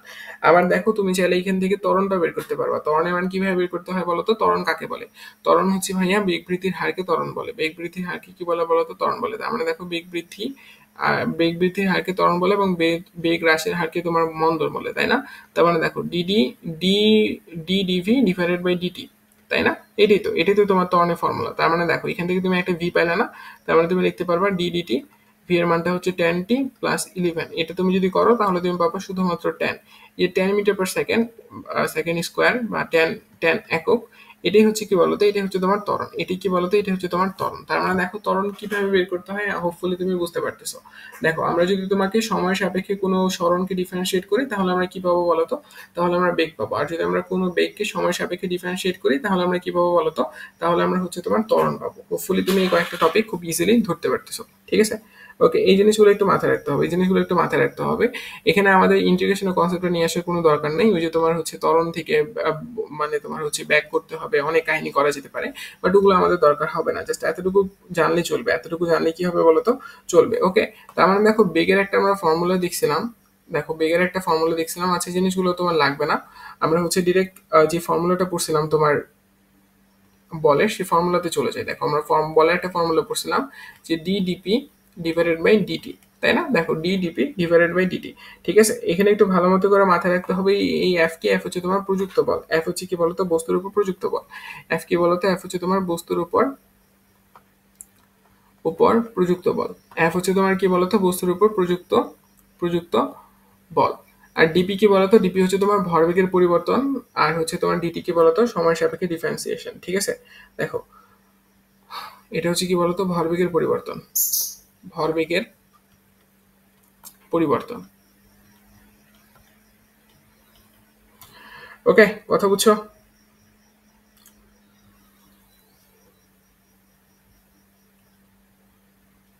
দেখো তো এখান থেকে তুমি কি লিখতে পারো? এখান থেকে তুমি লিখতে পারবা এফ ইকুয়ালস টু কি লিখতে পারবা বলো তো? D into M V, P কে আমি ভেঙে ফেললাম এবং নিচে তুমি ডিটি লিখতে পারবো, কোনো অসুবিধা হওয়ার তো কথা না, তাই না? কোনো অসুবিধা হওয়ার তো তোমার কথা না। এবার দেখো তুমি এম কে চাইলে বাইরে নিয়ে আসতে পারো এবং তুমি এখানে লিখতে পারবে ডিডিভি ডিভাইডেড বাই ডিটি। ঠিক আছে, ডিডিভি ডিভাইডেড বাই ডিটি।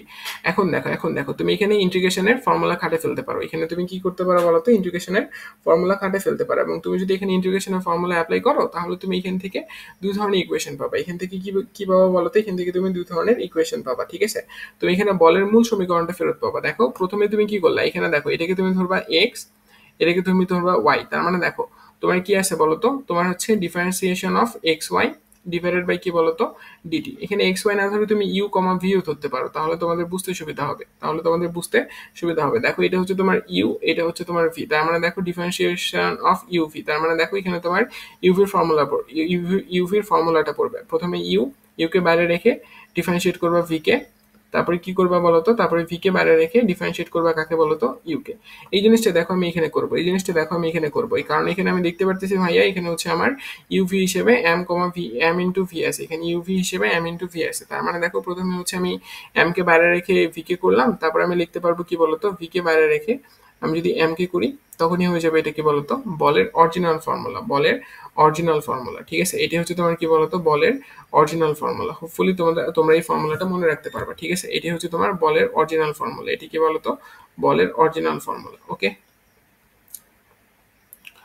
ওকে, দেখো এই ফর্মুলার মধ্যে দুইটা জিনিস দুই সময় কনস্ট্যান্ট হচ্ছে। যখন দেখো এম বা ভর কনস্ট্যান্ট তখন ভরটা বাইরে চলে আসতেছে, আবার যখন তোমার বেগটা কনস্ট্যান্ট হচ্ছে তখন দেখো বেগটা বাইরে চলে আসতেছে, ভরটা ভিতরে চলে যাচ্ছে। তার মানে দেখো এটা নির্ভর করতেছে কখন কোনটা ব্যবহার করতে পারবা। এটা নির্ভর করে যে তোমার আসলে যন্ত্রটা কিসের মধ্যে আসলে তুমি বল প্রয়োগ করতেছো তার উপর। ঠিক আছে, যদি তুমি রকেটের উপর বল প্রয়োগ করো তাহলে তুমি দেখতে পারবা যে সেখানে আসলে বেগটা স্থির হয়ে যায়। আবার তুমি মনে করো কনভেনশনাল যে ব্যান্ডগুলো থাকে, বা ওই যে তুমি যদি শপিং মলে যাও এবং তুমি যদি দেখো যে হচ্ছে এই জিনিসপত্র রাখলে সেটা অটোমেটিক মুভ করে তোমার খরিদ্দারের কাছে চলে আসে, বা ধরে নাও যে তুমি একটা লিফটে করে উপরে উঠতেছো, যে লিফটটা মনে করো অটোমেটিক উপরে তোমাকে উঠিয়ে নিয়ে যাচ্ছে, বা এক্সিলারেটর গুলো তুমি ইউজ করতেছো, তাহলে তুমি দেখতে পারবে যে সেখানে আসলে তোমার বেগটা স্থির থাকে। ঠিক আছে, সেখানে কি স্থির থাকে বলতো, বেগটা স্থির থাকে। আবার দেখো নর্মালি আমরা যে কোনো বস্তুর উপর যদি বল প্রয়োগ করি তাহলে সেখানে দেখতে পারবো কি বলতো, বস্তুর ভরটা স্থির থাকে। বস্তুর কি স্থির থাকে বলতো, ভরটা স্থির থাকে। যদি তোমার ভরটা স্থির থাকে, ভর স্থির থাকলে তোমার কি হবে বলতো, ভর স্থির থাকলে তোমার যে ভরের যে পরিবর্তন, এই ভরের পরিবর্তনের মান শূন্য হবে। তার মানে তোমার বলের ফর্মুলাটা হবে শুধুমাত্র ডিভি ডিভাইডেড বাই ডিটি, বা এটাকে তুমি লিখতে পারবা এম এ। এই যে দেখো আমরা এই ফর্মুলাটাই পড়ছিলাম, কারণ দেখো তোমার ভরের পরিবর্তনটা, ভর স্থির হয়ে গেলে ভরের পরিবর্তনটা তোমার শূন্য হয়ে যাবে, অর্থাৎ এই মূল ফর্মুলার বাকি অংশটা থাকবে না। অথবা যদি তোমাকে বলা হয় বেগ স্থির, তাহলে তুমি বলতে পারবে যে হচ্ছে তোমার বেগ স্থির হলে তুমি বলতে পারবে যে বেগের পরিবর্তন শূন্য, তখন তোমার দেখা যাবে যে এই অংশটা থাকবে না, এই অংশটা তোমার থাকবে না। এগুলো রকেটের ক্ষেত্রে দেখতে পারবো। হোপফুলি তুমি এতটুকু কনসেপ্ট আপাতত বুঝতে পারছো। হোপফুলি এতটুকু কনসেপ্ট কিন্তু তোমাদের ক্লিয়ার হয়ে যাওয়ার কথা, তাই না? এতটুকু কনসেপ্ট কিন্তু তোমাদের ক্লিয়ার হয়ে যাওয়ার কথা। ঠিক আছে, কথা বুঝছো? দেখো এখানে কোথাও সমস্যা আছে? হোপফুলি তো তোমাদের সমস্যা থাকার কথা না, বাট তারপরে যদি সমস্যা থাকে তাহলে আমাকে বলবা। ঠিক আছে, আমাকে বলবা। ওকে, এই বলটা, এই যে আমি এখানে বলের যে সমীকরণ পাইলাম, দেখো ভর স্থির থাকলে আমি এই সমীকরণ পাচ্ছি। আর যদি তোমার ভর স্থির না থাকে তাহলে কি হবে বলো, ভর যদি স্থির না থাকে, বেগ স্থির থাকে, বেগ স্থির, তাহলে তুমি কি পাবো বলো তো? তুমি দেখলা যে এফ ইকুয়ালস টু কি বলো, এম ডিভিডিটি, প্লাস দেখলে কি বলতো, ভি ডিএম ডিটি। দেখো বেগ স্থির মানে কি, বেগের পরিবর্তন কি হবে, শূন্য হবে। বেগের পরিবর্তন শূন্য মানে কি, এই যে পুরো অংশটার মান শূন্য, তাহলে এফ ইকুয়ালস টু কি পড়ে থাকে, ভি ডিএম বাই ডিটি। এই যে ভি ডিএম বাই ডিটি দেখতেছো না, এটা তুমি দেখবো যে এটাকে তোমার রকেটের ধাক্কা বলা হচ্ছে। এটাই কি বলা হচ্ছে বলতো, রকেটের ধাক্কা বলা হচ্ছে। এবং তুমি দেখবে বিভিন্ন শপিং মলে তোমার যে বস্তুগুলো যে অটোমেটিক চলে আসে, বা প্লেনে যারা তোমরা চড়ছো তারা দেখছো যে হচ্ছে তোমার লাগেজটা একটা কনভেনশনাল বেন্ডের মধ্য দিয়ে দিতে হয়, যেখান দিয়ে তোমার হচ্ছে লাগেজটা অটোমেটিক এগিয়ে যায় চেকপোস্টের দিকে। এবং ওই যে তোমার একটা নির্দিষ্ট বেগে যে ওই ব্যান্ডটা বা ওই অংশটুকু যে চলতেছে, ওই অংশটুকুর ক্ষেত্রে তুমি দেখবে যে সেখানে আসলে বেগটা স্থির হয়ে গেছে, এবং দেখা যাবে সেখানে বিভিন্ন ভরের বস্তু তুমি এখানে ইনপুট দিতেছো। ঠিক আছে, এবং সেই বস্তুটাকে তোমার কোথায় নিয়ে যাচ্ছে বলতো, চেকপোস্টের কাছে নিয়ে যাচ্ছে। তার মানে দেখো এখানে মূলত তোমার ভরটা স্থির না, কিন্তু তোমার কি স্থির বলতো, বেগটা স্থির। তো এগুলো রকেটের ক্ষেত্রে দেখা যায়। রকেটের কনসেপ্টটা যখন পড়বো তখন এই ব্যাপারটা আরেকবার দেখাবো, অসুবিধা নেই। হোপফুলি তুমি এই কয়েকটা কনসেপ্ট খুব সহজেই ধরতে পারছো। ঠিক আছে, হোপফুলি তোমরা এই কয়েকটা কনসেপ্ট খুব সহজেই ধরতে পারছো। এরপরে দেখো আমরা হচ্ছে ঘাত বল এবং বলের ঘাত সম্পর্কে পড়াশোনা করব। কি পড়বো বলতো, ঘাত বল। ঠিক আছে? ঘাত বল জিনিসটা কি জানো? অনেক ক্ষুদ্র সময়ে অনেক বড় আকারে একটা বল যদি তোমার আঘাত করা হয় বা ফোর্স করা হয় তাহলে হচ্ছে তাকে আমরা ঘাত বল বলে থাকি। মনে করো 0.1 সেকেন্ডে তুমি মনে করো 200 নিউটন বল অ্যাপ্লাই করে ফেলাইছো। তার মানে দেখো কত অল্প সময়ে কত বড় একটা বল তুমি অ্যাপ্লাই করে ফেলছো। তখন এই বলটাকে তুমি বলতে পারবে কি বলতো? ঘাত বল। কথা ক্লিয়ার? কথা ক্লিয়ার? আচ্ছা, এরপরে দেখো আমরা পড়বো বলের ঘাত। এরপর আমরা কি পড়বো বলতো? বলের ঘাত। বলের ঘাত। এই বলের ঘাতের একটা ফর্মুলা আছে। বলের ঘাত হচ্ছে তোমার কি বলতো? বলের ঘাত হচ্ছে তোমার ভরবেগের পরিবর্তনের সমানুপাতিক। বা হচ্ছে তুমি বলতে পারো সমান। ঠিক আছে? বলের ঘাত কি বলতো? বলের ঘাত হচ্ছে তোমার ভরবেগের পরিবর্তনের সমান। ঠিক আছে? বলের ঘাত কি বলতো? ভরবেগের পরিবর্তনের সমান। আচ্ছা, ভরবেগের পরিবর্তন মানে কি ভাইয়া? ভরবেগের পরিবর্তন মানে হচ্ছে তোমার ডেল পি। ডেল পি মানে কি বলতো? M into V minus U, তাই না? এই তো বুঝতে পারতেছো। তার মানে দেখো ভরবেগের পরিবর্তনের সমান কি হবে বলতো? তোমার এই বলের ঘাতকে তোমার জে দিয়ে প্রকাশ করা হয়। কি দিয়ে প্রকাশ করা হয় বলতো? জে দিয়ে প্রকাশ করা হয়। এবং এই জে সমান সমান একটা ফর্মুলাও আছে। জে সমান সমান একটা কি আছে বলতো? ফর্মুলাও আছে। তোমার জে সমান সমান লেখা যেতে পারে এফ টি। কি লেখা যেতে পারে বলতো? F T.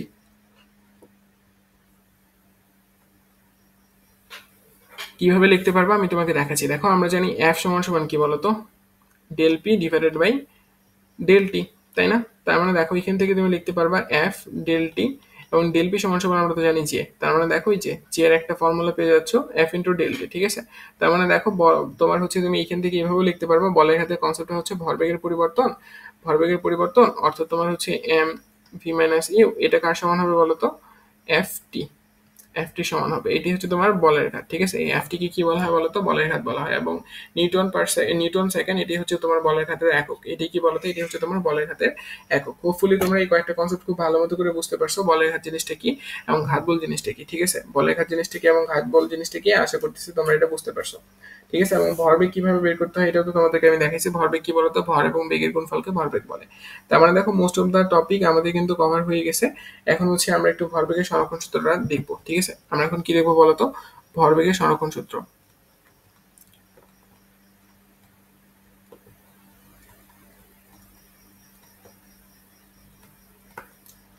দেখো আমরা এখন যে জিনিসটা পড়বো সেটাকে আমরা বলবো কি বলতো? ভরবেগের সংরক্ষণ সূত্র। ঠিক আছে? তো ভরবেগের সংরক্ষণশীলতার নীতিটা মানে কি জানো? তোমার কোনো একটা বস্তুর আদি ভরবেগ এবং শেষ ভরবেগ পরস্পর কি হবে বলতো? সমান হবে। কোনো একটা বস্তুর আদি ভরবেগ এবং শেষ ভরবেগ কি হবে বলতো? পরস্পর সমান হবে। কথা বুঝছো? এই জিনিসটাকে তোমার ভরবেগের সংরক্ষণশীলতা নীতি বলা হয়। তুমি শক্তির সংরক্ষণশীলতা নীতি পড়ছো না? যে কোনো বস্তুতে কোনো বস্তুর মধ্যে আদিতে যে শক্তি ছিল এবং বস্তুটার শেষ মুহূর্তে একই পরিমাণ শক্তি থাকতে হবে, মানে শক্তি কোনো সৃষ্টি বা ধ্বংস নেই, শক্তি শুধুমাত্র এক রূপ থেকে অন্য রূপে যেতে পারে। পড়ছো না এরকমই আর কি তোমার একটা জিনিস যেটা আমরা হচ্ছে ভরবেগের সংরক্ষণ সূত্র নামে চিনে থাকি। এবং দেখো আমরা হচ্ছে এই দুটো জিনিস একটু ভালো মতো করে খেয়াল করার চেষ্টা করবো। ঠিক আছে? এই ভরবেগের সংরক্ষণ সূত্রটা তোমার মূলত সংঘর্ষের কারণে আমরা দেখার চেষ্টা করব। এবং এই ভরবেগের সংরক্ষণ সূত্রটা আসলে তুমি খুব সহজেই বলতে পারো যে আদি ভরবেগ কি হবে বলতো? তোমার শেষ ভরবেগের সমান হবে। আদি ভরবেগ কি হবে বলতো? আদি ভরবেগ কোনো একটা বস্তুর উপর আদি ভরবেগ কি হবে বলতো? তার শেষ ভরবেগের সমান হবে। শেষ ভরবেগের সমান হবে। এই জিনিসটা আসলে তোমার ভরবেগের সংরক্ষণ সূত্র। ঠিক আছে? এই জিনিসটা আমরা কোথায় কাজে লাগাবো, কিভাবে কাজে লাগাবো, এই জিনিসটা আমরা দেখবো। অসুবিধা নেওয়ার দরকার নেই। দেখো আমরা যদি একটু তোমার সংঘর্ষ নিয়ে কথাবার্তা বলি, সংঘর্ষ। ঠিক আছে? এটাকে আমরা বলি কলিশন। আমরা কি বলি বলতো? কলিশন বলি। ঠিক আছে? মনে করো তোমার একটা গাড়ি কি করতেছে বলতো? একটা গাড়ি মনে করো তোমার হচ্ছে ইউ বেগে গতিশীল, ইউ1 বেগে গতিশীল মনে করো। এবং এই গাড়িটার ভর মনে করো তোমার m1। ঠিক আছে?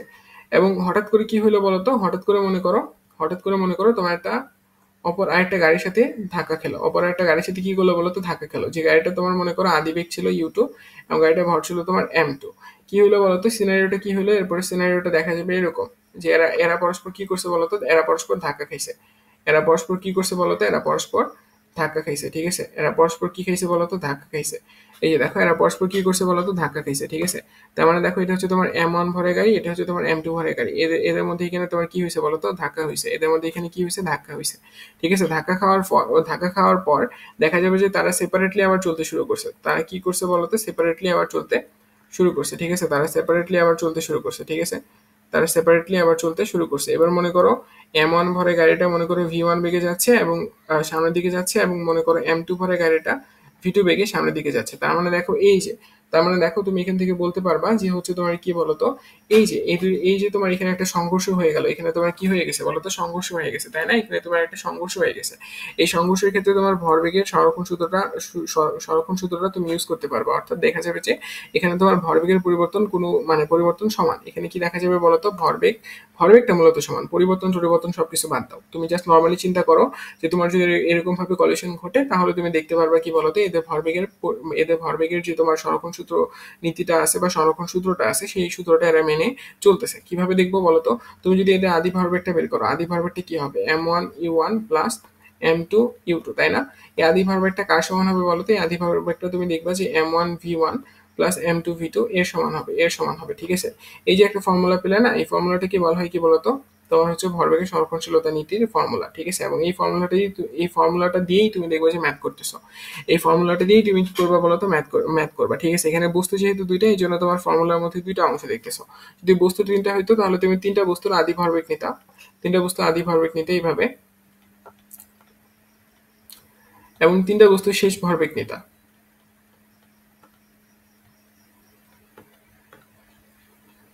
এবং এবং দেখাইতে কি বলতো, এবং দেখাইতা যে হচ্ছে এই দুটো পরস্পর সমান। এখানে চারটা বস্তু থাকতে পারে, পাঁচটা বস্তু থাকতে পারে, জাস্ট কি করবা, তাদের আদি ভরবেগ গুলা শেষ ভরবেগে সমান করে দিবা, তাহলেই হয়ে গেল কি বলতো তোমার ভরবেগের সংরক্ষণ সূত্র। কথা বুঝে গেছে না? এবং দেখো এখানে কলিশন ব্যাপারটা কিন্তু তোমাদেরকে বুঝে দেওয়ার চেষ্টা করছি, ঠিক আছে? এখানে কলিশন ব্যাপারটাও কিন্তু তোমাদেরকে বুঝে দেওয়ার চেষ্টা করছি, বা সংঘর্ষ ব্যাপারটা বুঝে দেওয়ার চেষ্টা করছি। তো একটু মাথায় রাখবা, সংঘর্ষ তোমার দুই রকমের হতে পারে। একটা তোমার মানে একটা তোমার হচ্ছে একমাত্রিক সংঘর্ষ, আর একটা হইতে পারে তোমার দ্বিমাত্রিক সংঘর্ষ। তো দ্বিমাত্রিক সংঘর্ষটা আমাদের দরকার নাই। দেখো আমরা যে এখানে যে জিনিসটা বললাম, সেটা হচ্ছে তোমার একমাত্রিক সংঘর্ষ, ঠিক আছে? এটা কি বলতো, এটা হচ্ছে তোমার একমাত্রিক সংঘর্ষ। ওকে, মনে থাকবে না? একমাত্রিক সংঘর্ষ, ঠিক আছে? এখন তোমাকে বলতে পারে সামটাইমস কোশ্চেনে কি স্থিতিস্থাপক সংঘর্ষ নাকি অস্থিতিস্থাপক সংঘর্ষ। স্থিতিস্থাপক সংঘর্ষ, স্থিতিস্থাপক সংঘর্ষ, এটা আবার মানে কি? দেখো স্থিতিস্থাপক সংঘর্ষ তখনই হবে যখন তোমার আদি গতিশক্তি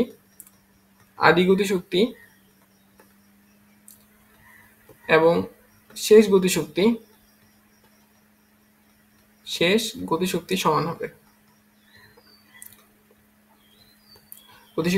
দেখো আদি গতিশক্তি মানে কি, half m1 u1 square plus half m2 u2 square, এটা সমান সমান কি হবে বলতো, half m1 v1 square plus কি হবে বলতো, হাফ m2 v2 স্কোয়ার।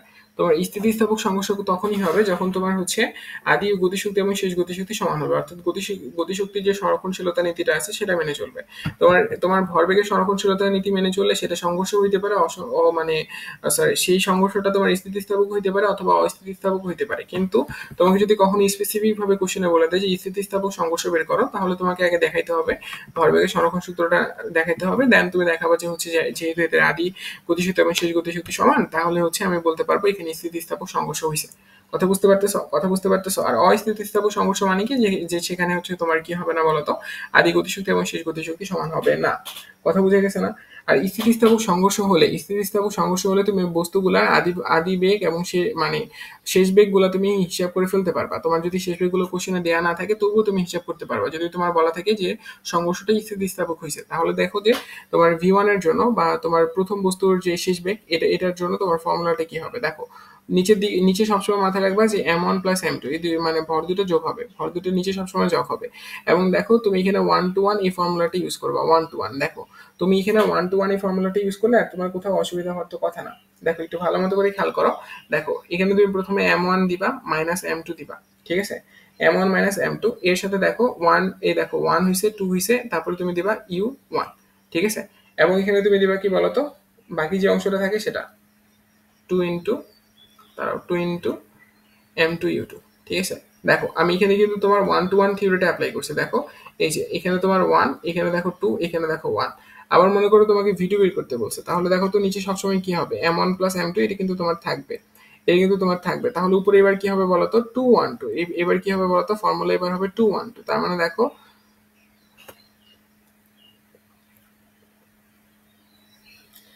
একটু ভালো মতো করে খেয়াল রাখতে হবে, m2 minus m1 into u2 গেল প্লাস 2 m1 u1। এই যে এটা হচ্ছে তোমার ফর্মুলা, এটি হচ্ছে তোমার কি বলতো ফর্মুলা। এই ফর্মুলাগুলো কখন তুমি ইউজ করতে পারবে, যখন তোমার স্থিতিস্থাপক সংঘর্ষ দেয়া আছে এবং তোমার শেষ গতিশক্তি মানে শেষ বেগগুলো দেয়া নাই, তখন তুমি শেষ বেগগুলো এই ফর্মুলা দিয়ে বের করে আনতে পারবে। স্থিতিস্থাপক সংঘর্ষ হলে শেষ বেগগুলো আমরা খুব সহজে বের করে ফেলতে পারি এই দুটো ফর্মুলা দিয়ে। উপরে ফর্মুলাটা 1 to 1, নিচে ফর্মুলাটা 2 1 2। এই দুটো কনসেপ্ট দিয়ে একটু মনে রাখার চেষ্টা করবা।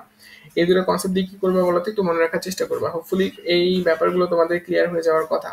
এরপরে চলো আমরা রকেটের গতি নিয়ে একটু কথাবার্তা বলবো। রকেটের গতিটা নিয়ে কথাবার্তা বলার পর আমরা ঘর্ষণে চলে যেতে পারবো, ঠিক আছে। দেখো আমি রকেটের গতি নিয়ে অলরেডি একটু আগে কথাবার্তা বলছি, যে রকেটের গতিতে দেখা যাবে যে তোমার হচ্ছে জ্বালানি নির্গমন হচ্ছে। দেখো রকেট জিনিসটা যদি একটু বোঝানোর চেষ্টা করি, এই যে এটা এটা মনে করো তোমার একটা রকেট, ঠিক আছে। এটা মনে করো তোমার কি বলতো, এটা মনে করো তোমার একটা রকেট, যে রকেটটা থেকে তোমার জ্বালানি নির্গমন হচ্ছে। এটা মনে এটি কি বলতো, এটা হচ্ছে তোমার জ্বালানি নির্গমন, ঠিক আছে। দেখো জ্বালানি বের হচ্ছে বা জ্বালানি জ্বলতেছে, ঠিক আছে। আর এটা মনে করো তোমার রকেটটা, ঠিক আছে। এটা কি, এটা তোমার হচ্ছে রকেটটা, যেটা কিনা উপরের দিকে গতিশীল, ঠিক আছে। দেখো এই রকেটটা যখন তোমার ভূপৃষ্ঠে থাকে, যখন এই রকেটটা তোমার কোথায় থাকে বলতো, ভূপৃষ্ঠে থাকে। যখন রকেটটা তোমার কোথায় থাকে বলতো, ভূপৃষ্ঠে থাকে, তখন দেখা যায় যে ভূপৃষ্ঠের সাথেই রকেটটা কি কি করা আছে বলতো, লাগানো আছে। হঠাৎ করে যখন তার হচ্ছে তোমার ইয়েগুলো মানে তোমার জ্বালানিগুলো নির্গত হতে শুরু করে, জ্বালানিগুলো যখন তার নির্গত হতে শুরু করে, তখন কি করে বলতো, তখন হচ্ছে যখন সে ভূপৃষ্ঠের সাথে লাগানো থাকে তখন তো লাগানো থাকে স্থির অবস্থায়, কিন্তু যখন তার জ্বালানিগুলো নির্গত হতে শুরু করে, তখন এই জ্বালানিগুলো তার নিচের দিকে একটা বল প্রয়োগ করে, নিচের দিকে বা এই তোমার যে পৃষ্ঠটা আছে পৃষ্ঠের উপর তোমার একটা বল প্রয়োগ করে, ঠিক আছে। এই বলটা প্রয়োগ করার কারণে তোমার একটা মানে এইটা দেখো তো, তোমার যদি F1 পরিমাণ বল প্রয়োগ করে, তাহলে বলো তো এই যে তোমার পৃষ্ঠটা এও তো তোমার একটা বল প্রয়োগ করবে। এই বলটা তোমার হচ্ছে এই বিপরীত দিকে কাজ করে, এবং এইটাও কিন্তু তোমার F1 পরিমাণ বলের সমান বল, কিন্তু তার বিপরীত দিকে কাজ করতেছে, প্রতিক্রিয়া বলের মতো আর কি। কাজ করার কারণে এই বলটার কারণে তোমার কি করে বলতো, এই রকেটটা উপরের দিকে উঠতে শুরু করে, এই রকেটটা কি করে বলতো, উপরের দিকে উঠতে শুরু করে। এবং এই যে তোমার একটা ধাক্কা বল দেওয়া হচ্ছে, ধাক্কা বল জিনিসটা কি বলতো, ওই যে সর্বদা তোমার নিচের দিকে ধাক্কা মারা হচ্ছে, এই জন্য এটাকে তোমার বলা হয় থার্স্ট ফোর্স বা হচ্ছে ধাক্কা বল, ঠিক আছে। কি বলে বলতো, থার্স্ট মানে থার্স্ট থার্স্ট ফোর্স বা হচ্ছে ধাক্কা বল, ঠিক আছে। একটু ভালো মতো করে মাথায় রাখবা, একটু ভালো মতো করে মাথায় রাখবা, তাহলে আই গেস তোমার সমস্যা হওয়ার কথা না, ঠিক আছে। একটু ভালো মতো করে মাথায় রাখলেই হয়েছে। তার মানে তুমি বলতে পারবে কি বলতো, যদি এই রকেটটা তো তোমার একটা ভর আছে, এই রকেটটার কি আছে বলতো, একটা ভর আছে, তাই না। তাহলে তুমি বলতে পারবে কি বলতো, এখান থেকে তুমি দেখবা যে এর এর সবসময় জ্বালানি যে নির্গমন হচ্ছে সে তো নির্দিষ্ট সময় নির্দিষ্ট সংখ্যক জ্বালানি নির্গত হবে, তাই না। তার মানে হচ্ছে এখানে আমি খুব সহজে বলতে পারবো যে এখানে তোমার এই গাইড মানে তোমার এই ক্ষেত্রে একটু ভালো মতো করে খেয়াল রাখবা যে এম ভরে যে রকেটটা আছে, এই এম ভরটা কিসের কিসের ভর বলতো। এম ভরটা হচ্ছে তোমার এম ভর রকেট যখন বলা হবে, তখন এটা তোমার জ্বালানি সহভর।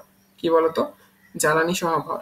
রকেটটা জ্বালানি সহভর, ঠিক আছে। এম ভর যখন বলা হচ্ছে, তখন এখানে রকেটটা কি বুঝাচ্ছে বলতো, জ্বালানি সহ রকেটের ভর, ঠিক আছে। রকেটের ভর। এবং দেখো তো প্রতি মুহূর্তে তোমার জ্বালানি নির্গমন হচ্ছে বা জ্বালানি তোমার শেষ হচ্ছে, প্রতি মুহূর্তে তোমার জ্বালানি নির্গমনের হার। তার মানে দেখো এই যে প্রতি মুহূর্তে জ্বালানি নির্গমনের হারকে তুমি ডিএম/ডিটি দিয়ে প্রকাশ করতে পারবা। এই জিনিসটা কিন্তু তোমার কনস্ট্যান্ট না, এই জিনিসটা কিন্তু তোমার এই জিনিসটা কিন্তু তোমার কি বলতো, এই জিনিসটা কিন্তু তোমার প্রতি মুহূর্তেই চেঞ্জ হচ্ছে, ঠিক আছে। এই জিনিসটা কি হচ্ছে বলতো, প্রতি মুহূর্তে চেঞ্জ হচ্ছে, এবং প্রতি মুহূর্তে কিন্তু সেম পরিমাণ জ্বালানি কিন্তু খরচ হচ্ছে, তাই না। সেম পরিমাণ জ্বালানি খরচ হচ্ছে, এবং জ্বালানি সেম পরিমাণ খরচ হওয়ার কারণে দেখো ভরের মানটা কি হচ্ছে, ক্রমাগত কমতে থাকতেছে। কারণ জ্বালানি সহ তো রকেটের ভরটা আমি হিসাব করতেছি, তার মানে দেখো তো জ্বালানি ভরটা ধীরে ধীরে কমে গেলে শুধুমাত্র রকেটের ভরটা থেকে যাবে। তার মানে দেখো এখানে মূলত ভরে পরিবর্তন হচ্ছে কি হচ্ছে বলতো, ভরে পরিবর্তন হচ্ছে। কারণ তুমি যখন রকেটটা শুরু করবা, তখন যে ভরটা পাবা, কিছুক্ষণ পর ধরো 10 মিনিট পর তুমি যদি সেই ভরটা মাপার চেষ্টা করো, দেখবে যে কিছু পরিমাণ ভর কমে গেছে, কারণ স্বভাবতই জ্বালানিগুলো ক্ষয় হয়ে যাচ্ছে, জ্বালানিগুলো কি হয়ে যাচ্ছে, ক্ষয় হয়ে যাচ্ছে। তার মানে দেখো এখানে ভরে পরিবর্তন হচ্ছে। কিন্তু এখানে তোমার রকেটের বেগ কিন্তু স্থির। রকেট যদি তোমার ভি বেগে গতিশীল হয়, তাহলে তুমি দেখবে যে সে আসলে ভি বেগেই আছে। তার মানে তুমি যদি এখন রকেটের উপর কি পরিমাণ ধাক্কা দেওয়া হচ্ছে এইটা বের করতে চাও, তাহলে তুমি কি বের করতে পারবে বলো তো।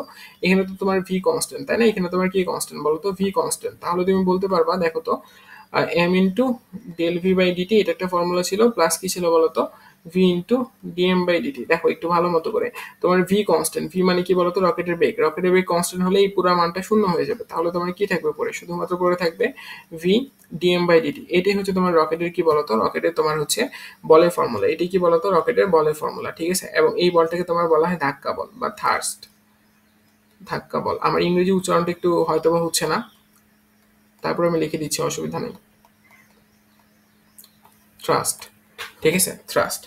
ওকে, তার মানে দেখো থ্রাস্ট, এইটাকে কি বলা হয় বলতো, ধাক্কা বল বা থ্রাস্ট বলা হয়। রকেটের ধাক্কা বা হচ্ছে থ্রাস্ট বলা হয়, এবং এটা ফর্মুলা কি বলতো, ভি ডিএম বাই ডিটি। এখানে ডিএম বাই ডিটি কি বলতো, ডিএম বাই ডিটি হচ্ছে তোমার জ্বালানি নির্গমনের হার, ঠিক আছে, জ্বালানি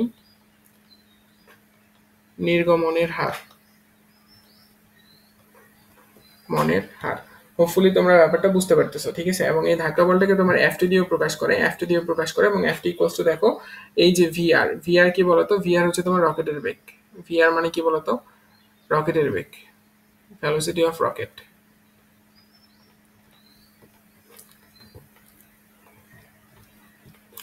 দেখো তো এখন তোমাকে যদি কেউ কখনো ধাক্কা বের করতে বলে রকেটের, তাহলে তুমি খুব সহজে বের করতে পারবে, কোনো অসুবিধা হওয়ার তো কথা না, তাই না? দেখো রকেটের এই কনসেপ্টটুকু আই গেস তোমাদের ক্লিয়ার হয়ে যাওয়ার কথা, ঠিক আছে।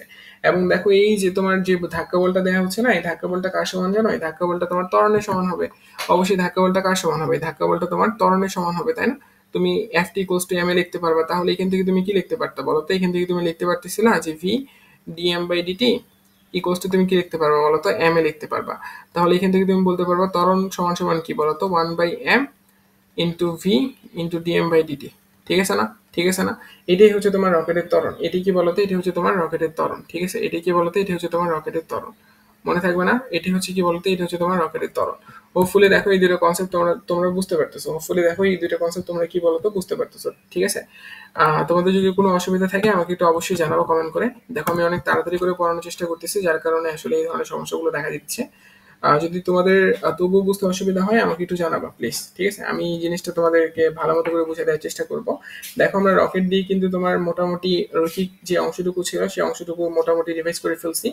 এখন জাস্ট হচ্ছে আমরা কি লিখবো জানো? এখন জাস্ট হচ্ছে আমরা তোমার রৈখিক অংশের মধ্যে আমরা হচ্ছে রৈখিক অংশের মধ্যে মোটামুটি বলতে গেলে শুধু ঘর্ষণটা বাকি আছে। আমরা একটু ঘর্ষণ নিয়ে কথাবার্তা বলবো, এবং ঘর্ষণের অনেক বড় একটা কনসেপ্ট আছে, যে কনসেপ্টটা একটু আমরা কথাবার্তা এখানে বলবো, ঠিক আছে। দেখো ঘর্ষণ, ঘর্ষণ, ওকে। দেখো ঘর্ষণ, ঘর্ষণ জিনিসটা কি বলতো? ঘর্ষণ জিনিসটা কি? ঘর্ষণ জিনিসটা একটু আমরা বোঝার চেষ্টা করি। দেখো এখানে বেশ কয়েকটা আমি ফিগার আর্ট করবো, একটু ভালো মতো করে বোঝার চেষ্টা করবা। একটু ভালো মতো করে কি করবা বলতো, বোঝার চেষ্টা করবা, তাহলেই আর কোনো অসুবিধা হওয়ার কথা না। দেখো এটা হচ্ছে আমার কি একটা তল, ঠিক আছে। এই তলের উপর মনে করো একটা বস্তু আছে, কি আছে মনে করো? একটা বস্তু আছে, এবং বস্তুটা মনে করো তোমার হচ্ছে, বস্তুটা মনে করো তোমার 2 নিউটন বল বস্তুর উপর অ্যাপ্লাই করা হচ্ছে। কত নিউটন বল অ্যাপ্লাই করা হচ্ছে বলতো? 2 নিউটন বল অ্যাপ্লাই করা হচ্ছে, ঠিক আছে। বস্তুর উপর কত নিউটন বল অ্যাপ্লাই করা হচ্ছে বলতো? 2 নিউটন বল অ্যাপ্লাই করা হচ্ছে। আচ্ছা এখানে একটা জিনিস মাথায় রাখবা, এখানে তোমার ঘর্ষণ যে ম্যাক্স মানটা, এই ঘর্ষণের ম্যাক্স মানটা মনে করো 5 নিউটন, ঠিক আছে। এটা আমি ধরে নিলাম। ঘর্ষণের ম্যাক্স মানটা বা সর্বোচ্চ মানটা কত বলতো? 5 নিউটন। দেখো তো বস্তুর উপর তোমার 2 নিউটন বল অ্যাপ্লাই করা হচ্ছে, এটা এটা তোমার অ্যাপ্লাইড ফোর্স। এটা কি বলতো? এটা হচ্ছে তোমার অ্যাপ্লাইড ফোর্স, ঠিক আছে। তার মানে দেখো বস্তুর উপর তোমার 2 নিউটন বল অ্যাপ্লাই করা হচ্ছে, তাহলে বলতো এর একটা নির্দিষ্ট ঘর্ষণ বল আছে তলটার উপর যেহেতু আছে, তাহলে এর ঘর্ষণ বলটা তোমার তলের সমান্তরালে কাজ করবে, তাই না? এবং এই ঘর্ষণ বলটাকে আমি ছোট হাতের এফ দিয়ে প্রকাশ করতেছি, এবং এফ এস দিয়ে প্রকাশ করবো। দাঁড়াও, কেন এফ এস দিয়ে প্রকাশ করবো সেটা আমি বলবো। এটা এফ দিয়ে প্রকাশ করতেছি, এবং মনে করো এই বলটা তোমার কত? 2 নিউটনই। এই বলটা কত মনে করো বলতো? 2 নিউটনই। তাহলে দেখো তো তোমার এখানে, তোমার অ্যাপ্লাইড ফোর্সটাও 2 নিউটন, এবং তোমার দেখো ঘর্ষণ বলটাও কিন্তু তোমার 2 নিউটন। তাহলে দেখো তো বস্তুটা কি গতিশীল হবে? না, বস্তুটা তো ভাইয়া গতিশীল হবে না। বস্তুটা কি গতিশীল হবে? হবে না।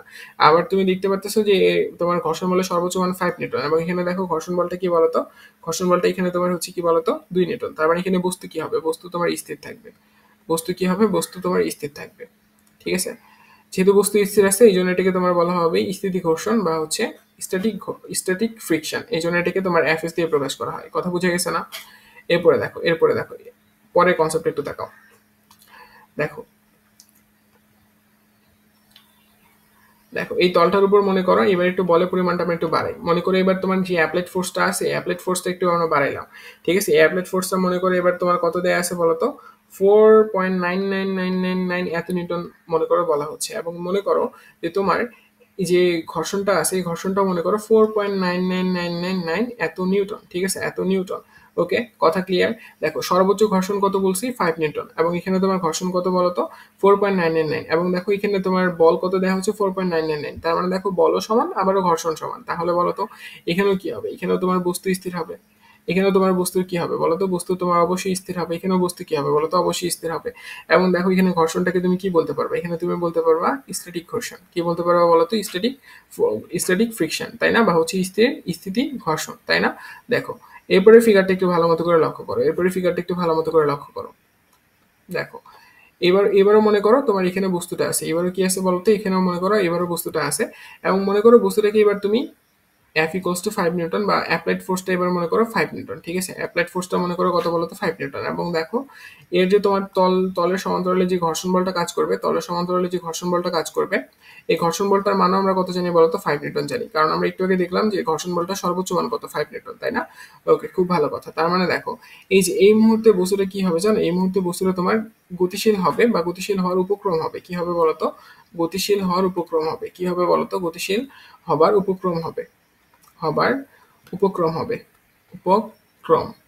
কেন হচ্ছে বলতো, কেন হচ্ছে বলতো, কারণ তোমার এখানে স্থিতিক ঘর্ষণের সর্বোচ্চ মানটা আছে, স্থিতিক ঘর্ষণের সর্বোচ্চ মানটা আছে বা স্থিতি ঘর্ষণের সর্বোচ্চ মানটা আছে, এবং সর্বোচ্চ মানটা থাকার কারণে তোমার এখানে গতিশীল হওয়ার উপক্রম হবে। বস্তুটা স্থির হবে না, তবে গতিশীল হওয়ার উপক্রম হবে, ঠিক আছে? গতিশীল হওয়ার কি হবে বলতো, উপক্রম হবে। কথা বুঝছো?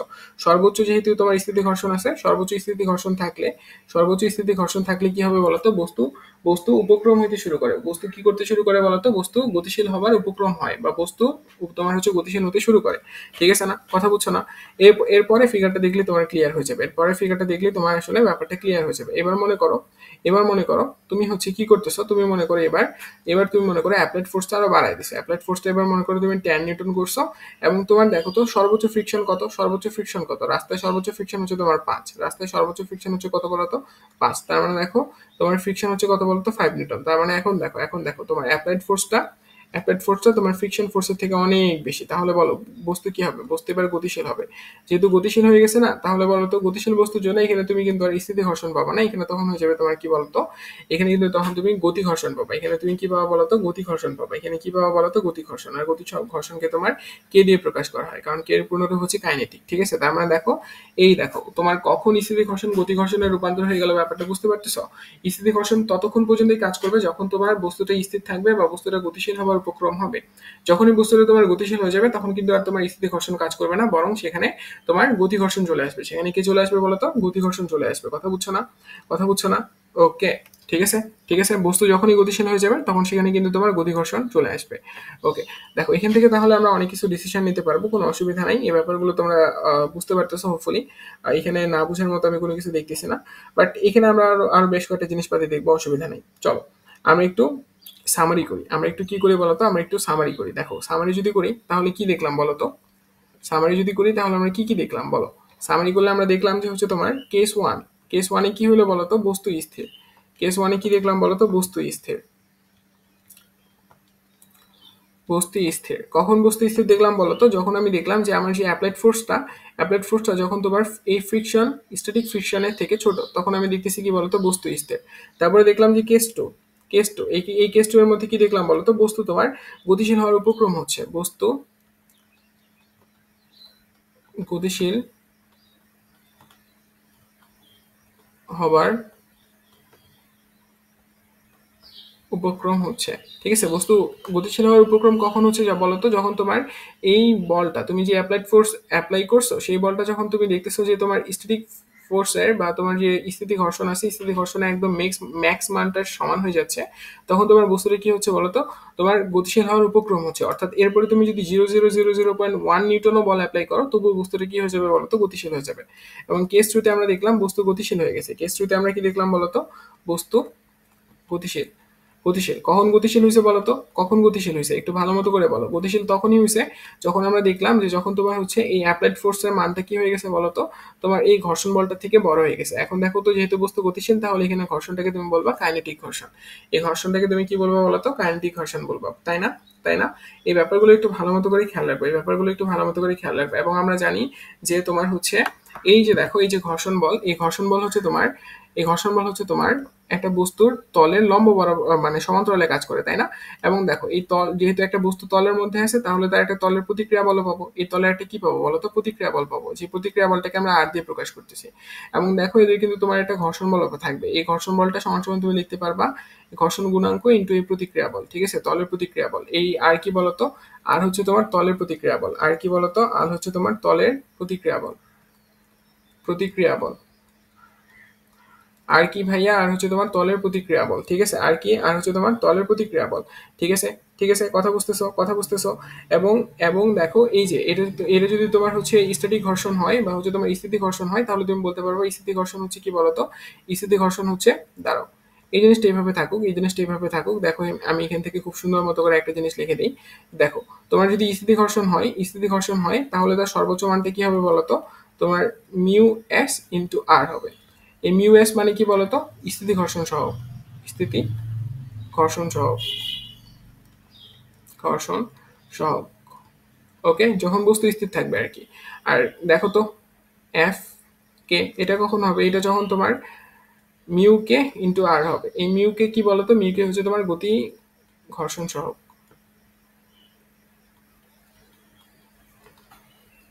ঘর্ষণ সহক।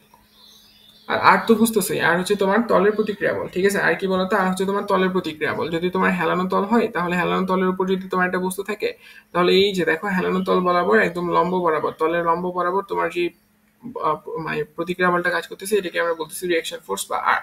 কথা বুঝছো না, কথা বুঝছো না, দেখো এটা কিন্তু তোমার তলের লম্ব বরাবর কাজ করে, এই ব্যাপারগুলো আই গেস তুমি বুঝতে পারতেছো, ঠিক আছে, এটা কিন্তু তোমার তলের লম্ব বরাবর কাজ করতেছে। দেখো এটা আনত আনত তল বলা বলতে পারো, এটাকে আনত তল বলতে পারো, অথবা হেলানো তল বলতে পারো, আর এটা হচ্ছে তোমার সমতল, সমতল, ঠিক আছে, ঠিক আছে, কথা বুঝছো না, কথা বুঝছো না। এবং দেখো আনত, আনত তলের ক্ষেত্রে কিন্তু আমি তোমাকে দেখাইছি এই আর এর মানটা কার সমান হয় বলতো, এম জি কস থিটার সমান হয়, তাই না, মনে পড়ে, মনে পড়ে আনত তলের ক্ষেত্রে এই এই কনসেপ্টটা। আর সমতলের ক্ষেত্রে কি হবে বলতো, সমতলের ক্ষেত্রে দেখো তো বস্তুর একদম খাড়া নিচের দিক বরাবর কে কাজ করে, বস্তুর ওজন কাজ করে, কে কাজ করে বলতো, বস্তুর ওজন কাজ করে। তার মানে দেখো সমতলের ক্ষেত্রে তুমি দেখবা আর ইকোয়ালস টু ওজন হচ্ছে, বস্তুর কি হচ্ছে বলতো, ওজন হচ্ছে। এই ব্যাপারগুলো একটু খেয়াল রাখবা, এই ব্যাপারগুলো একটু খেয়াল রাখবা। দেখো আমি তোমাকে একদম রৈখিক অংশে যতটুকু কনসেপ্ট দরকার ছিল, আমি মোটামুটি সবগুলো কনসেপ্টে টাচ করছি, এন্ড তোমাকে আমি সবগুলো কনসেপ্ট সম্পর্কে খুব ভালো মতো আইডিয়া দেওয়ার চেষ্টা করছি, এবং হোপফুলি তুমি এই ব্যাপারগুলো ধরতে পারছো, ঠিক আছে। আমার রৈখিক অংশটা মোটামুটি বলতে গেলে শেষ, ঠিক আছে, আমার রৈখিক অংশটা কি বলতো, মোটামুটি বলতে গেলে শেষ। আর এইখান থেকে তুমি যদি গতিশক্তি বা হচ্ছে তোমার বিভব শক্তি, এই ফর্মুলাগুলো হচ্ছে আমরা কাজ ক্ষমতা শক্তি অধ্যায়ের মধ্যে পড়ি, অসুবিধা হয় না। যাই হোক, তুমি আমাদের রৈখিক অংশের মধ্যে যতটুকু অংশ ছিল সেই অংশটুকু আমি এখানে কভার করে দেওয়ার চেষ্টা করলাম। হোপফুলি তুমি রৈখিক অংশটুকু খুব ভালো মতো করে ধরতে পারতেছো, বা এখন তুমি দেখো যে রৈখিক অংশের মধ্যে যে ম্যাথগুলো আছে বা যে কনসেপ্টগুলো আছে, মোটামুটি সব কনসেপ্টগুলো আমি এখানে আলোচনা করছি, ঠিক আছে, ওকে। এই ব্যাপারগুলো একটু ভালো মতো করে দেখো। আমরা হচ্ছে এখন দেখবো কণিক অংশের অংশটা, ঠিক আছে, এখন আমরা কি দেখবো বলতো, কণিক অংশটা দেখবো। হোপফুলি তুমি হচ্ছে আমার রৈখিক অংশের পুরো অংশটা বুঝতে পারছো, ওকে। এখন আমরা কি দেখবো বলতো, কণিক অংশটা দেখবো।